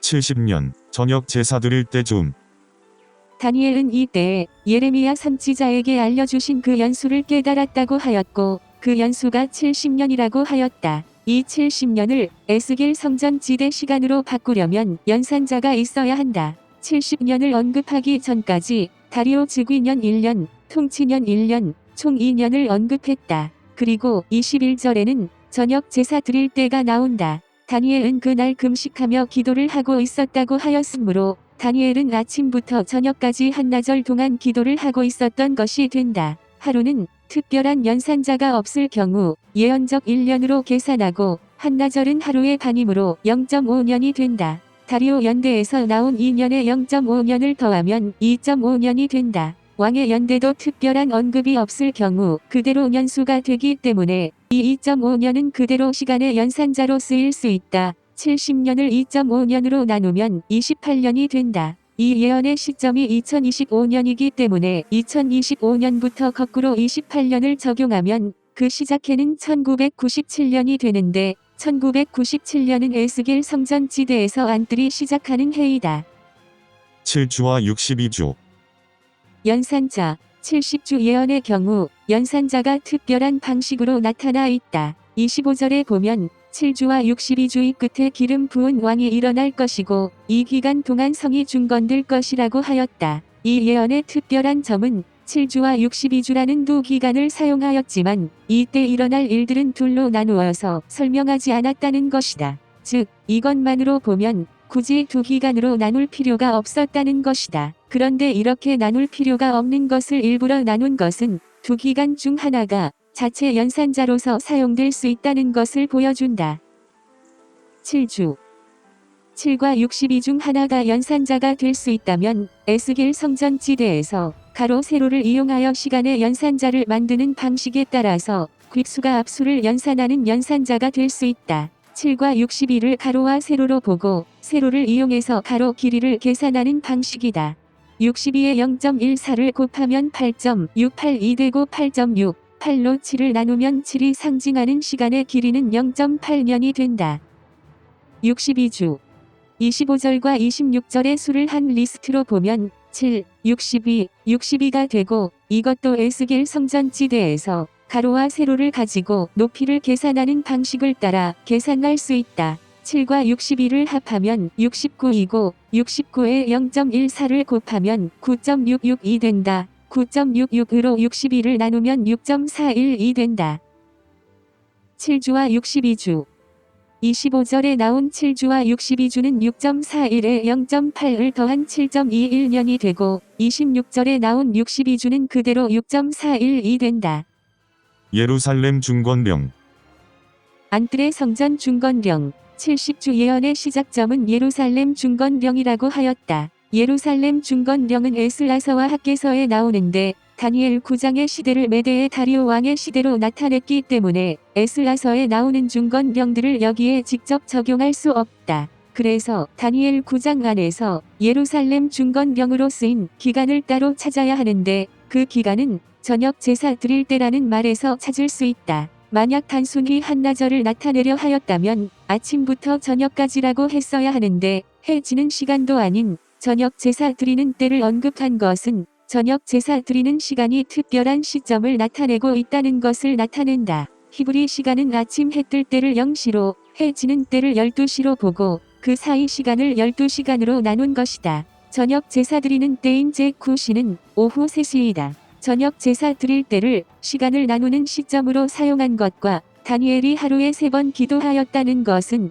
전체 시간이 4부분으로 나누었다는 것을 나타낸다. 한 구간에 3분할 점이 있으므로 전체가 4부분으로 나뉜 것이다. 그리고 저녁 제사 드리는 때는 전체 길이의 4분의 3 지점이 된다. 이 12시간을 1년의 12달에 비교하면 저녁 제사 드릴 때는 1년의 4분의 3 지점인 10월초가 된다. 그러므로 저녁 제사 드릴 시간이 나타내는 때는 10월이 되고 다니엘 9장의 시점인 2025년에 더하면 2025년 10월이 된다. 이때가 70주 계산의 시점이 된다는 것이다. 정확한 날짜는 에스겔 33장 21절에 나오는 사로잡힌 지 12째 해 10째 달 5째 날이 가리키는 2025년 10월 5일이 된다. 이 계산에 대해서는 에스겔 성전지대에서 설명하였다. 25절에 7주와 62주 2025.76년부터 7주와 62주의 7.21년을 더하면 2032.97년이다. 이때 왕이 나타날 것이고 그때까지 예루살렘 중건이 완성하게 될 것이라고 하였다. 여기 예언된 예루살렘 중건은 특정 나라나 종파에 의하여 세워지는 건물이나 교회를 가리키는 것이 아니라 에스겔 성전지대가 상징하고 있는 우리 마음에 세워지는 영적인 교회를 가리킨다. 26절에 62주 26절에는 62주 이후에 왕이 끊어질 것이라고 하였는데 왕이 나타나는 것이 먼저 있어야 하기 때문에 이 62주는 왕이 나타나는 2033년 이후로 적용해야 한다. 2032.96에 6.41을 더하면 2039.37년이 된다. 에스겔 성전지대에서 2039.43년이 성전 현관이 시작하는 해이다. 62주 이후라고 하였기 때문에 2039.38년이 왕이 끊어지는 해는 아니다. 마지막 한 주, 70주에서 62주를 빼면 1주가 남고 1주는 그리스도의 십자가와 관련된 주이며 에스겔서에서 제단의 경우 연산을 하지 않고 그대로 시간으로 적용하였기 때문에 이 마지막 한 주는 그대로 7년으로 적용한다. 왕이 끊어지는 것은 그리스도의 십자가와 중복 적용되는 사건이기 때문에 왕이 끊어지는 때는 2039.38년부터 7년의 반이 되는 때가 된다. 2039.38년에 3년 반을 더하면 2042.88년이다. 왕이 끊어진다는 것은 그때까지 지속된 환난이 일단락된다는 것을 가리킨다. 하지만 27절에 보면 이때에 잔포하여 미운 물건이 날개를 의지하여 설 것이고 또한 종말까지 진노의 심판이 계속 내릴 것이라고 하였으므로 이때 또 다른 환난이 시작될 것을 알 수 있다. 이 환난과 심판의 기간을 요한계시록 11장에서는 3일 반 동안 일어날 환난으로 예언하였다. 바깥들의 시대에 적용하기, 바깥들은 안뜰보다 2배 길기 때문에 위에 계산된 기간을 바깥들의 시대에 적용하려면 그 기간을 2배로 늘려야 한다. 7주와 62주의 7.21의 2배는 14.42이고 성전 지대의 시점에 따라서 바깥들의 성전 중건령의 때인 1994.625년부터 14.42년을 더하면 2009.045년이 된다. 여기에 6.41의 2배인 12.82를 더하면 2021.86이 된다. 이때부터 한 주의 반인 3.5년의 2배인 7을 더하면 2028.86년이 된다. 2028.86년이 매일이 끊어지는 해가 되고 잔포하여 미운 물건이 날개를 의지하여 설 때가 된다. 2028년은 안뜰에 속한 해이기 때문에 이 때를 7년의 반으로 보면 7년의 시작해는 2025.36년이 된다. 이렇게 안뜰에 속한 첫 번째 7년의 시점은 2025.36년이고 안뜰의 70주 계산은 2025.75년부터 시작되는 구조는 에스겔 33장에도 나타난다. 에스겔 33장 21절부터 22절, 에스겔 33장 21절에 사로잡힌 지 12년 10월 5일은 에스겔서 연대의 계산 방식에 따라서 2025년 10월 5일이다. 22절에는 그 전날 저녁과 그 다음날 아침이 나오는데 2025년부터 그 전날 저녁은 2024년의 후반을 가리키고 그 다음날 아침은 다시 2025년 전반부를 가리킨다. 이 세 시점이 모두 예루살렘 멸망에 대한 소식과 관련된 것으로 나타냈기 때문에 이 세 시점은 예루살렘 멸망이 상징하는 시점이 된다. 예루살렘 멸망은 다니엘 5장에 예언된 벨사살의 바벨론이 망하는 것을 상징하기 때문에 예루살렘 멸망은 곧 바벨론 포로 기간의 끝을 상징하며 바벨론 포로 기간의 끝은 예루살렘 중건령이 상징하는 바벨론에서의 해방을 상징한다. 그러므로 2024년 후반은 바깥들의 예루살렘이 망한 때가 되고 2025년 10월 초는 다니엘 9장의 저녁 제사 드릴 즈음과 같은 시기로 다니엘 9장의 예루살렘 중건령의 시점이 되고 2025년 아침은 안뜰의 첫 번째 7년이 시작한 때인 2025.36년을 가리키게 된다. 다니엘 10장 현대 적용 시대. 시작연대 다니엘 10장의 시대를 바사왕 고레스 제3년이라고 하였다. 고레스 3년이 상징하는 해는 2017년 정권의 셋째 해인 2019년이다. 왜냐하면 다니엘 5장에서 2025년 정권을 다리오 정권으로 나타냈기 때문에 그 전 정권은 고레스 정권이 되기 때문이다. 과거에 있었던 일임을 강조함. 다니엘서의 다른 예언들과는 달리 10장의 예언은 예언의 설명을 과거형으로 하고 있다. 2절에서 그때라고 과거에 있었던 일이라는 것을 강조한 것은 다른 예언에서는 자주 쓰이지 않은 표현 방식이다. 21절에 내가 먼저 진리의 글에 기록된 것으로 내게 보이리라고 말한 것도 이 일들이 이미 기록된 사건, 즉 과거에 있었던 일임을 가리키는 것이다. 11장 1절에서도 다리오 원년에 일어나 그를 도와서 그를 강하게 한 일이 있었느니라고 이 일을 과거에 있었던 일로 나타냈다. 그리고 11장 2절에서도 다시 참된 것을 내게 보이리라고 하였는데 이 말씀은 10장 21절에 말한 진리의 글에 기록된 것을 다시 언급한 것으로 이것도 이 일이 과거에 있었던 일임을 강조하고 있는 것이다. 이렇게 과거 방향을 강조하고 있는 것은 이 예언의 시점을 계산할 때는 이 예언의 시점인 고레스 3년부터 거꾸로 과거 방향으로 계산해야 한다는 것을 나타내는 것이다. 벨드사살. 벨드사살은 느부갓네살의 신의 이름을 딴 다니엘의 바벨론식 이름이다. 다니엘서의 다니엘을 벨드사살이라고 부른 경우가 10번 나오는데 10장을 제외한 모든 경우에는 바벨론과 직접 관련된 사건이나 예언에 관한 것을 다룰 때의 이름이 사용되었다. 1장에서는 환관장이 그를 이렇게 불렀고 2장, 4장, 5장에서는 왕이 그렇게 불렀다. 그런데 10장부터 12장까지의 예언은 바벨론과 직접 관련된 예언이 아니며 또한 이 예언에 포함된 사람은 다니엘 뿐이기 때문에 다니엘을 바벨론의 신의 이름을 딴 벨드사살이라고 소개할 이유는 없었다. 그런데도 굳이 그렇게 부른 것은 이 이름에는 10장에만 적용되는 특별한 예언적 의미가 있다는 것을 가리킨다. 바벨론은 세상 마지막 나라를 상징하는 나라로 요한계시록에서는 바벨론의 멸망을 세상의 멸망으로 나타냈으며 바벨론의 신을 요한계시록 13장에서는 짐승의 우상이라고 하였다. 그리고 짐승의 표가 무엇인지 알기 위해서 그 짐승의 수를 세어보라고 하였다. 위에 설명한 대로 벨드사살이라고 다니엘을 나타낼 필요가 없는 다니엘 10장의 예언에서 다니엘을 벨드사살이라고 소개한 것은 벨드사살이라는 이름을 예언적 기간 계산에 포함시키라는 것이다. 그리고 벨드사살은 바벨론의 신의 이름이라고 하였고 요한계시록 13장에서는 짐승의 우상과 관련하여 그 이름의 수를 세어보라고 하였으므로 이 두 말씀을 연결하면 요한계시록 13장의 방식을 따라 벨드사살이라는 이름의 수를 세라는 것이다. 에스겔 성전지대가 나타내는 나라가 미국이기 때문에 벨드사살을 영어 알파벳으로 써서 그 수를 세면 그 합이 143이 된다. 3주 1월 24일 2절과 3절에 보면 다니엘은 그 계시를 받은 다음부터 그 계시를 이해하기 위해서 3주 동안 금식을 하였다고 하였는데 이 일에 대한 설명을 둘로 나누어서 2절에는 3주 동안 슬퍼하였다고 하였고 3절에는 다시 3주 동안 음식을 먹지 않았다고 하였다. 이렇게 같은 것을 두 절로 나누어서 설명한 것은 3주를 두 번 적용하라는 의미이다. 그런데 13절에는 이 3주 동안의 기간을 가리키면서 21일이라고 단위를 바꾸어서 나타냈다. 같은 기간을 한 곳은 3주로 한 곳은 21일로 나타낸 것은 3주와 21일이 나타내는 예언적 기간의 길이가 같지 않다는 것을 나타내는 것이다. 그러므로 3주는 3으로 두 번 계산하고 21일은 21로 계산해야 한다. 1월 24일은 에스겔 성전지대에서 설명한 대로 1과 24를 더한 25로 계산한다. 앞에서 나온 벨드사살이 나타내는 143과 4절까지 나온 3주, 두 번과 1월 24일을 모두 합하면 174가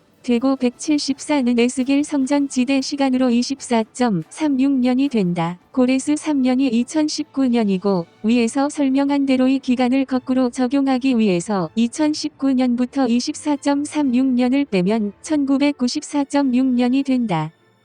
히데겔 강 아수르 동편 이때 1월 24일 현대 시간으로 1994년 다니엘은 자신이 히데겔이라 하는 큰 강가에 있었다고 하였다. 강은 정권 또는 특정 시대를 상징하는데 4절에 히데겔을 큰 강으로 나타내어 이 정권이 단순한 한 정권이 아니라 한 큰 세력을 이루는 정권임을 나타냈다. 또한 창세기 2장 14절에는 셋째 강의 이름은 히데겔이라 아수르 동편으로 흐르며 넷째 강은 유브라데더라고 하였다. 히데겔이 아수르 동편으로 흐른다고 하였으므로 히데겔은 아수르에 속한 강이고 동편은 시간적으로 서편보다 과거이기 때문에 아수르가 시작하는 시대를 가리킨다. 그 다음은 넷째 강은 유브라데 강이라고 하였고 유브라데는 바벨론을 상징하기 때문에 히데겔은 에스겔 성전지대의 바깥들의 시대를 가리키고 유브라데는 안뜰의 시대를 가리킨다.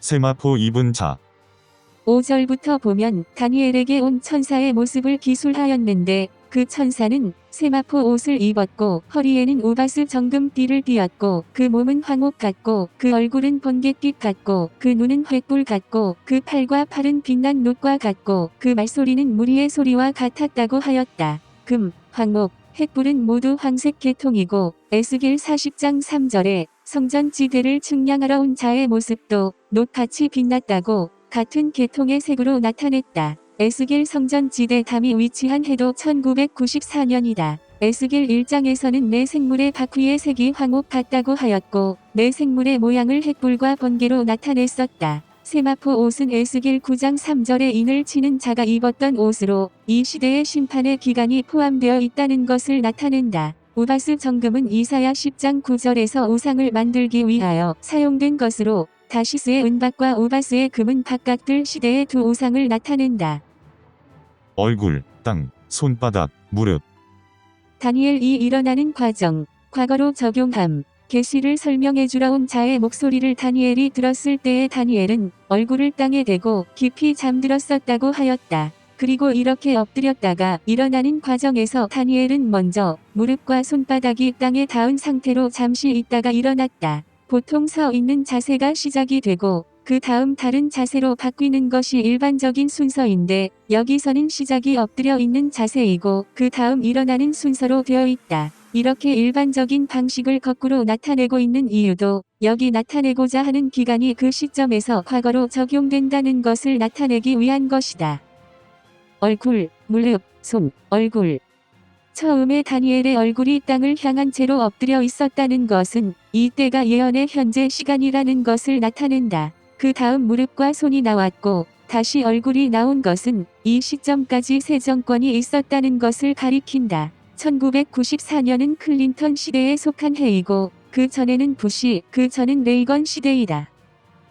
21일과 금식 첫날 12절에 보면 천사는 다니엘이 스스로 겸비하게 하기로 결심하던 첫날에 출발하였다고 하였고 1절부터 4절에는 다니엘이 3주 동안의 금식을 끝낸 때는 1월 24일이라고 하였다. 그러므로 다니엘이 금식을 시작한 때는 24일부터 21일 전인 3일이 된다. 이렇게 21일이 주어진 이유는 금식 첫날을 계산하기 위한 것이고 그래서 21일과 금식 첫날인 3일은 예언적 기간을 계산하기 위한 그룹이 될 수 있다. 즉 3일을 이용해서 21일이 상징하는 기간을 계산할 수 있다는 것이다. 에스겔 성전 지대의 방식에 따라서 금식 첫날을 상징하는 샴에 0.14를 곱해서 시간으로 바꾼 다음 그것으로 21일을 나누면 50이 된다. 앞에서 설명한 이유에 따라서 이 기간도 과거로 적용해야 한다. 11절까지의 시대는 레이건 정권의 첫째 해인 1981년이고 여기서 50년을 빼면 1931년이 된다. 얼굴을 땅에 향하고 15절에는 다시 얼굴을 땅에 향하고라고 하여 이때가 현재 시간으로 바뀌었다는 것을 나타냈다. 다니엘 11장 1절에 다리오 1년 그 다음 나오는 연대는 11장 1절에 나오는 다리오 원년이다. 문맥적으로만 보면 다리오 원년에 대한 것은 11장 2절부터 시작되는 내용과 직접적인 관련이 없기 때문에 10장에 포함시켜야 한다. 하지만 이것을 11장에 포함시킨 것은 이 다리오 원년을 10장의 연대와 이어서 계산할 때 10장처럼 미래에서 과거 방향으로 하지 말라는 것이다. 즉 10장 14절까지 계산된 1931년에 다리오 원년의 1년을 더해서 1932년이 되게 하라는 것이다. 그러므로 위 계산에서 1932년은 다리오 시대가 되고 고레스가 상징하는 정권은 그 다음 정권인 1933년부터 시작하는 정권이 된다. 다니엘 11장 역사적 적용 시대 요약 다음 차트는 다니엘서 11장 남방왕과 북방왕 비디오와 지금 일어나고 있는 성경 예언 비디오 내용의 요약이다.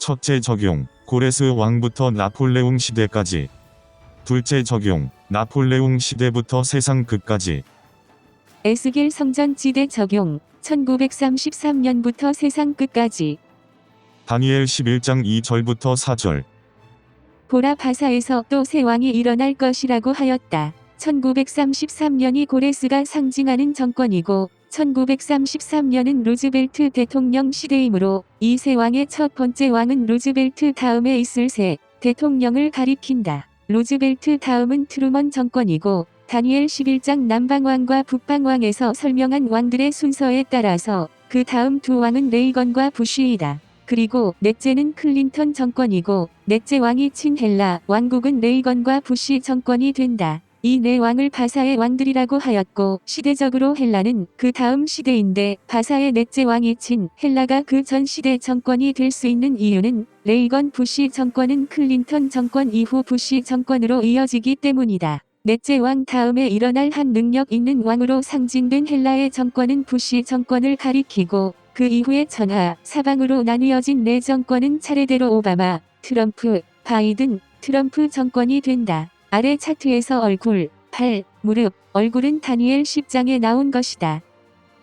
다니엘 11장 5절 11장 21절 22절 네 왕 중 첫째 왕, 남방왕. 그 군주들 중 하나는 남방왕에 속한 다른 왕들 중 가장 큰 세력을 가진 왕을 가리킨다. 그는 부유한 바사의 네 번째 왕으로 상징된 1993년 정권을 가리킨다. 이 넷째 왕에 관해서는 21절과 22절에도 나오는데 이에 관해서는 다니엘 11장의 둘째 적용인 지금 일어나고 있는 성경 예언에서 설명하였다. 다니엘 11장 6절, 11장 23절. 네 왕 중 둘째 왕, 북방왕, 몇 해 후에 그들이 서로 단합하리니라고 했는데 여기 나온 그들은 5절에 나온 남방왕과 그보다 강한 남방왕으로 상징된 바사의 넷째 왕을 가리킨다. 남방왕의 딸을 북방왕에게 주는 것은 그들이 2016년 선거를 북방왕에게 양보한 것을 가리킨다. 23절에 그와 약조한 후에 그는 거짓을 행하여 올라올 것이요 소수의 백성을 가지고 세력을 얻을 것이라고 하네요니 바로 6절에 말한 북방왕과 남방왕의 화친을 가리킨다. 다니엘 11장 7절부터 9절, 11장 25절부터 28절. 네 왕 중 세 번째 왕, 남방왕, 두 번째 왕인 북방왕이 남방 배후 세력과 맺은 언약을 깨자 남방왕은 첫째 왕의 정권에 속한 자를 내세워 두 번째 왕의 정권을 끝내고 정권을 되찾는다. 두 번째 왕인 북방왕은 선거에서 지자 정권을 되찾기 위해서 남방왕과의 전쟁을 준비하지만 실행하지 않고 자신의 본래 자리로 돌아간다. 이 일에 대해서는 25절부터 27절에도 예언되어 있다. 북방왕은 남방왕과의 화친을 깨고 남방왕을 칠 것이지만 성공하지 못할 것인데 그 이유는 남방왕이 계략을 세워 북방왕을 칠 것이기 때문이라고 하였다. 26절에 그의 음식을 먹는 자들이 그를 멸하리라고 하였는데 그의 음식을 먹는 자는 북방왕의 측근을 가리킨다. 27절에는 이 두 왕이 마음에 서로 해하고자 하여라고 그의 측근이 왕들 중 하나임을 나타냈다. 즉 부통령을 가리키는 것이다. 하지만 이 두 왕들의 계획이 모두 형통하지 못하리니 이는 아직 때가 이르지 아니하였다고 하였다. 여기 말한 때는 2024년 선거를 가리킨다. 다니엘 11장 10절부터 12절. 그 아들들은 북방왕을 따르는 사람들을 가리키고 물에 넘침 같이 나아올 것이라는 것은 많은 무리가 모여들 것을 가리킨다. 남방왕의 견고한 성은 이 나라의 수도를 가리킨다. 이것은 남방왕이 왕위를 되찾자 북방왕을 따르는 무리들이 곳곳에서 일어나 투쟁을 벌일 것이지만 실패하고 또한 여러 사람들이 잡혀갈 것을 가리킨다. 이것은 2021년 1월 6일에 있었던 국회의사당 사태와도 관련된 예언이다. 수만 명을 엎드러뜨림. 정권 쟁탈에 성공한 후 세 번째 왕이 행한 수만 명을 엎드러뜨린 사건은 예레미야 2장 28절과 11장 13절에 언급한 첫 번째 우상의 표를 강요한 것을 가리킨다. 이 우상의 표에 대해서는 바깥들 시대의 우상의 표 부분에서 설명하였다. 요한계시록 6장 3절에서는 이것을 둘째인에 속한 왕이 땅에서 화평을 제하여 버리며 서로 죽이게 하고 또 큰 칼을 받은 것으로 나타냈다. 다니엘 11장 13절, 11장 28절, 29절. 네 왕 중 네 번째 왕, 북방왕. 13절에 북방왕은 몇 대, 곧 몇 해 후에 대군을 거느리고 다시 올 것이라고 하였다. 여기 언급된 몇 대, 곧 몇 해는 원어로 타임, 어이어이라는 뜻으로 한때를 가리키는 것이다. 한때는 다니엘서 7장과 8장의 예언에 따라 4년을 가리킨다. 이것은 2025년의 두 번째 왕이었던 북방왕이 다시 왕이 되어 네 왕 중 네 번째 왕이 될 것을 가리킨다. 28절과 29절의 예언도 이에 관한 예언이다. 28절에는 북방왕은 많은 재물을 가지고 본국으로 돌아가리니 그는 마음으로 거룩한 언약을 거스르며 자기 마음대로 행하고 본토로 돌아갈 것이며 라고 돌아가다라는 말을 두 번 반복하였다. 한국어 성경으로는 이 돌아가다라는 말이 모두 같은 사건을 가리키는 것처럼 보여 한 번 돌아가는 것처럼 보이지만 킹제임스 흠정역 영어로 보면 그렇지 않다. 이 말씀을 그대로 해석하면 북방왕이 많은 재물을 가지고 돌아간 다음 거룩한 언약을 거스리는 일을 할 것이고 그 다음 어떤 일을 행할 것이며 그 다음 그의 나라로 돌아간다는 뜻이 된다. 즉 이 두 번의 돌아가는 시기가 각각 다르다는 것이다. 많은 재물을 가지고 돌아간다는 것은 남방왕과의 싸움에서 많은 재물을 얻었다는 것을 가리킨다. 거룩한 언약을 거스리며 어떤 일을 행할 것이라는 것은 전에 서약한 것을 거스리는 일을 계획하고 실천에 옮길 것을 가리킨다. 다시 그의 나라로 돌아간다는 것은 그가 다시 그 나라의 왕이 된다는 것이다. 이 일에 대해서는 다니엘 4장에도 예언되어 있다. 29절에 나온 작정된 기한은 다니엘 4장에 나온 7대가 끝나는 때를 가리키며 에스겔 성전지대 시간으로 안뜰이 시작되는 해를 가리킨다. 다니엘 11장 14절, 11장 30절. 북방왕이 다시 돌아온 후 여러 사람들이 남방왕을 칠 것이라고 하였다. 그때 내 백성 중에서도 강포한 자가 이상을 이루려 할 것이라고 하였다. 여기 나온 내 백성의 강포한 자는 킹제임스 흠정역으로는 내 백성을 강탈한 자들이라는 뜻으로 그 나라 백성들의 소유를 강탈한 자들이라는 뜻이다. 아모스 8장 4절도 이 나라 안에 궁핍한 자를 삼키며 땅에 가난한 자를 많게 하려는 자들이 있음을 나타냈다. 이들을 다니엘 11장 30절에는 기뜸의 배로 상징하였는데 배는 불을 상징한다. 이들이 남방왕을 치는 사건과 관련되어 언급된 것은 이들이 남방왕을 재정적으로 지원하고 있는 배후 세력이라는 것을 가리킨다. 그들이 스스로 높아졌다는 것은 북방왕을 대항하여 일어날 것을 가리키고 이상을 이루려 할 것이라는 것은 바로 기뜸의 배에 관한 예언을 가리킨다. 하지만 그들이 도리어 넘어지리라고 한 것은 성공할 것 같았던 그들의 계획이 결국 실패할 것을 가리킨다. 다니엘 11장 15절, 16절, 11장 40절, 41절. 북방왕이 와서 남방왕을 포위할 것이라고 한 것은 2024년 선거와 그 이후에 일어날 일들에 대한 것이다. 영화로운 땅에 설 것이라고 하였는데 이때는 북방왕이 이미 정권을 획득한 이후이기 때문에 여기서 영화로운 땅은 하나님의 백성 또는 교회를 가리킨다. 즉 종교 환난이 시작될 것을 가리킨다.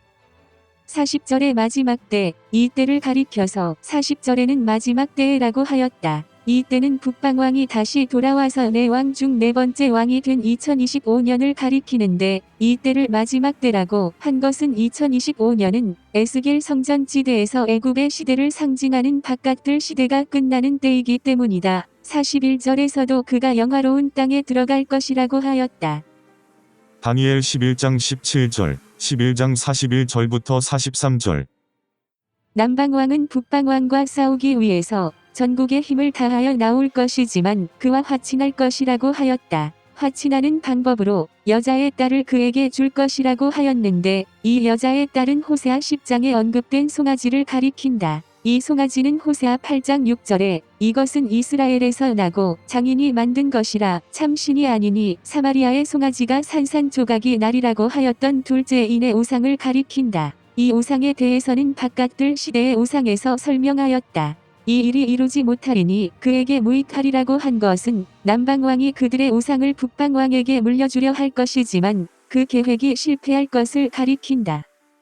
41절부터 43절에는 이때 에돔과 모압과 암몬 자손의 지도자들이 그의 손에서 벗어날 것이라고 하였다. 한국어로만 보면 여기 말한 지도자가 에돔, 모압, 암몬 세 나라에 모두 적용되는 것처럼 보여 이 세 나라의 왕들은 화를 면하게 될 것이라는 의미처럼 보이지만 영어로 보면 지도자는 암몬에게만 적용되었다. 그러므로 이 말씀은 에돔과 모압이 상징하는 두 나라의 지도자들은 북방왕에게 잡힐 것을 가리킨다. 하지만 그렇다고 암몬의 왕이 무사할 것을 가리키는 것은 아니다. 이 시대에 있을 사건을 예언한 아모스 1장 13절부터 15절에는 암몬 왕과 그 지도자들이 사로잡혀 간다고 하였기 때문이다. 그러므로 이 말씀은 단지 암몬 왕은 북방왕에게는 잡히지 않을 것을 가리키는 것이다. 42절과 43절에는 북방왕이 애굽의 보물을 차지할 것이고 애굽에 속한 사람들이 그의 시종이 될 것이라고 하였다. 이 사건에 대해서는 에스겔 29장 17절부터 21절에도 예언되어 있다. 다니엘 11장 18절, 19절, 11장 30절, 44절, 45절. 18절과 19절은 북방왕이 여러 나라들을 정복할 것과 어떤 사람이 정치적 반란을 일으킬 것과 그러한 와중에 거쳐 넘어질 일이 생겨 북방왕이 정권을 잃을 것을 가리킨다. 이 일에 대해서 다니엘 11장 30절은 더 자세한 내용을 담고 있다. 이는 기띔의 배들이 이르러 그를 칠 것임이라. 그가 낙심하고 돌아가면서 맺은 거룩한 언약에 분노하였고 자기 땅에 돌아가서는 맺은 거룩한 언약을 배반하는 자들을 살필 것이라. 이 말씀의 특별한 점은 여기 돌아간다라는 말이 다시 언급된 것이다. 다니엘 11장 44절에는 이 일에 관하여 동북에서부터 소문이 이르러 그를 번민하게 할 것이라고 하였고 45절에는 이 사건으로 그가 많은 무리를 다 죽이며 멸망시키고자 할 것이라고 하였다. 그러므로 이때 큰 정치적 혼란과의 혼란을 제압하는 일이 일어날 것을 알 수 있다. 이 일에 대해서는 31절에 더 언급되어 있다. 19절에 거쳐 넘어지고 다시는 보이지 아니하리라는 말은 그가 분쟁 속에서 죽거나 선거에서 떨어지는 것을 가리키는 것이 아니라 이 모든 일들이 끝난 이후에 병이나 특별한 이유로 정권에서 물러나 있는 것을 가리킨다. 다니엘 11장 31절부터 35절. 31절에는 그가 매일 드리는 제사를 폐할 것이며 멸망케 하는 가증한 것을 세울 것이라고 하였다. 이 매일에 대해서는 다니엘 8장과 9장에 예언되어 있다. 다니엘 9장의 70주 예언에 따르면 이 매일이 끊어지는 때는 2027년부터 2028년 사이가 된다. 32절부터 35절은 이때 시작한 환난의 때에 관한 것이다. 다니엘 11장 20절부터 22절. 20절부터 22절에 나오는 두 왕은 19절의 왕 다음에 나올 두 왕으로 이들은 다니엘 7장의 예언에 나오는 표범의 네 머리가 상징하는 4명 중 2명을 가리킨다. 이 두 왕은 셋째인의 시대에서 넷째인의 시대로 바뀌는 중간에 있을 왕들이다. 지금까지 설명한 시대에 나온 북방왕이 셋째인을 가리킨다. 첫째인과 둘째인에 대한 것은 다니엘 11장, 지금 일어나고 있는 성경 예언들에서 설명하였다. 이 두 왕 다음에 2명의 왕이 더 나올 것인데 이 두 왕이 넷째인의 시대에 나올 사망과 음부로 상징된 2명이다. 이 넷째인에 속한 두 왕이 36절부터 45절에 나오는 남방왕과 북방왕이다. 다니엘 11장 36절부터 39절.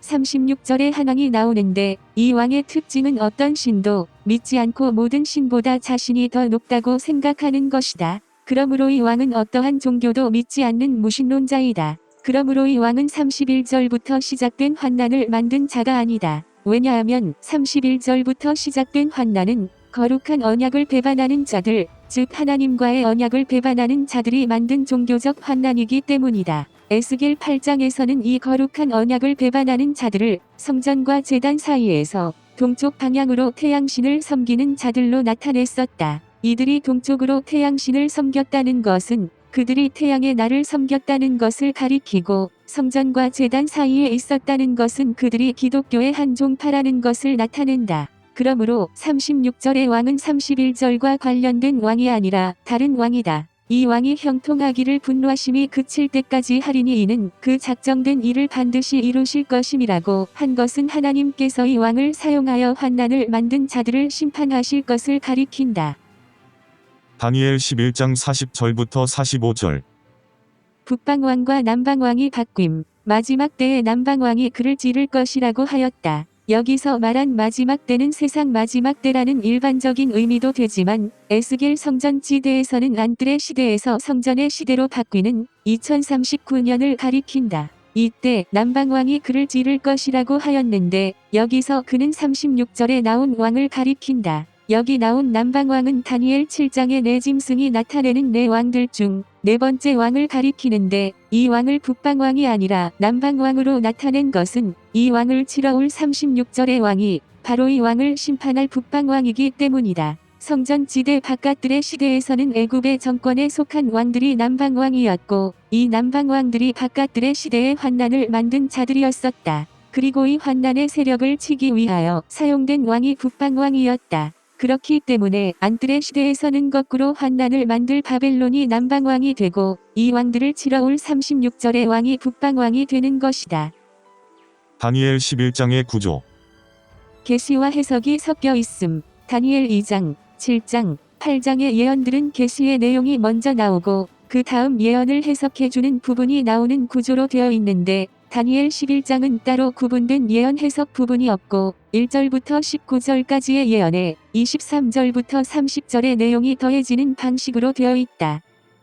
예언적 시대가 나뉘는 시점이 예시됨. 다른 예언에서는 계시와 계시를 해석해주는 부분이 대부분 명확하게 나뉘어져서 그 나뉘어진 부분을 중심으로 시대적 적용을 나눌 수 있는데 다니엘 11장은 모든 예언이 하나로 연결되어 있고 모든 북방왕을 북방왕으로 모든 남방왕을 남방왕으로만 나타냈기 때문에 그 적용의 대상을 찾기 힘들게 되어 있다. 그래서 이 예언을 나누어주는 방식이 예언에 포함되어 있어야 하는데 그 방식은 다니엘 10장에 나타나 있다. 앞에서 설명한 대로 다니엘 10장에 나온 기간들은 11장의 예언이 시작하는 해를 알려주기 위한 것이었는데 이 기간들을 11장의 절수에 적용하면 11장이 어떻게 분리되어 있는지를 또한 볼 수 있다.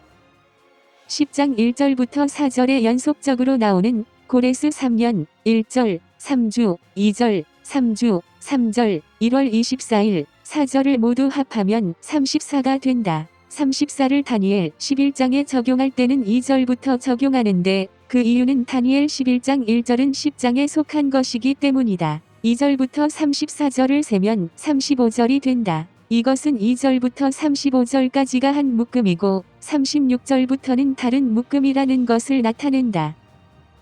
그 다음 기간은 13절에 나오는데 여기서는 3주를 풀어서 21일로 말했다. 이것만 보면 천사가 21일째 왔는지 아니면 21일이 지나서 22일째에 왔는지를 알 수 없지만 3절에서 새 이래가 차기까지라고 하였으므로 3주를 다 채우고 그 다음 날에 왔다는 것을 알 수 있다. 그러므로 21일을 11장 2절부터 적용하면 22절까지가 되고 이것은 2절부터 22절까지 한 부분임을 가리키고 23절부터는 새로운 부분이 시작된다는 것을 보여준다. 이 세 분리점을 연결하면 전체가 2절부터 22절, 23절부터 35절, 36절부터 끝까지 세 부분으로 나뉘어지게 되어 있다는 것을 볼 수 있다. 다니엘 12장의 예언적 기간. 세 사람과 강물, 다니엘에게 예언을 설명해주고 있는 자는 강물 위에 있었고 다른 두 사람은 강물 양쪽 가에 서 있었다고 하였다. 강물은 정권을 가리키고 다니엘 11장에서 나뉘어지는 세 부분이 모두 2025년 정권과 관련된 것이기 때문에 여기 나온 강물은 2025년 정권을 가리킨다. 세 사람, 예언을 설명해주던 천사 말고 다른 두 사람이 나오는데 한 사람은 강 이쪽에 다른 사람은 강 저쪽에 있었다고 하였다. 강이 정권을 가리키기 때문에 강 이쪽과 저쪽은 정권의 시작과 끝을 가리킨다. 세마포 입은 자는 물 위에 있었다고 하였는데 양쪽으로 두 손을 들어 정권의 시작과 끝 지점을 가리키는 두 사람을 가리킨 것은 이 정권의 기간의 중간을 가리키기 위한 것이다. 2025년에 시작된 정권의 중간 위치는 다니엘 9장 27절에 나온 그 이래의 절반과 같은 때인 2028.865년을 가리킨다. 한때 두때 반때. 다니엘 7장에서 밤의 시간이 2년이었으므로 밤과 낮을 합하면 하루는 4년이 된다. 하루가 4년이라는 것은 다니엘 7장과 8장에서 하루가 상징하는 때가 한 때가 된다는 것을 가리킨다. 그러므로 한때, 두때, 반때는 총 14년이 된다. 새 천사가 나타내는 이 기간의 중간이 2028.865년이었으므로 이때부터 14년을 더하면 2042.865년이 된다. 1291과 1335일. 다니엘은 한때, 두때, 반때와 관련되어 이 모든 일의 결국이 어떠하겠습니까? 라고 다시 물었다. 그러자 천사는 이 기간을 계산하는 또 다른 방법을 말하면서 매일 드리는 제사를 폐할 때부터 1290일과 1335일을 기다리라고 하였다. 즉 2028.865년이 이 정권의 기간의 중간이자 또한 매일이 끊어지는 때라는 것이다. 시간 계산, 날을 실제 기간으로 바꾸려면 이 날이 특정 연산자를 포함하고 있는지를 보아야 한다. 만약 연산자가 없으면 에스겔 4장에 의하여 1일은 1년으로 환산하지만 연산자가 있으면 그 연산자를 이용하여 환산해야 한다. 1290일과 1335일을 과거 중세시대에 적용할 때는 특정 연산자가 없기 때문에 1일을 1년으로 환산하여 1290년과 1335년으로 적용해야 하지만 에스겔 성전지대 시대에 관련해서는 이를 계산하는 방식이 있기 때문에 이 방식에 따라서 환산을 해야 한다. 성전지대 방식, 출애굽기 16장에 보면 매일 각 사람이 거둘 수 있는 만나의 최대 양은 1오멜이었고 오멜은 에바의 10분의 1이라고 하였다. 에스겔 45장 11절에 의하여 에바는 호멜 10분지 1이므로 오멜은 호멜의 100분의 1이 된다. 에스겔 45장의 7위의 법칙에서 호멜을 시간의 한 단위로 나타냈기 때문에 오멜을 호멜로 바꾼 값을 연수로 계산한다. 자세한 것은 에스겔 성전지대에서 설명하였다. 1일을 0.01년으로 계산하면 1290일은 12.9년이고 1335일은 13.35년이 된다. 2028.865에 12.9를 더하면 2041.765년이고 2028.865에 13.35를 더하면 2042.215가 된다. 1335일에 관한 것만 제외하고 다른 기간들은 성전의 측량에도 나오는 해이다.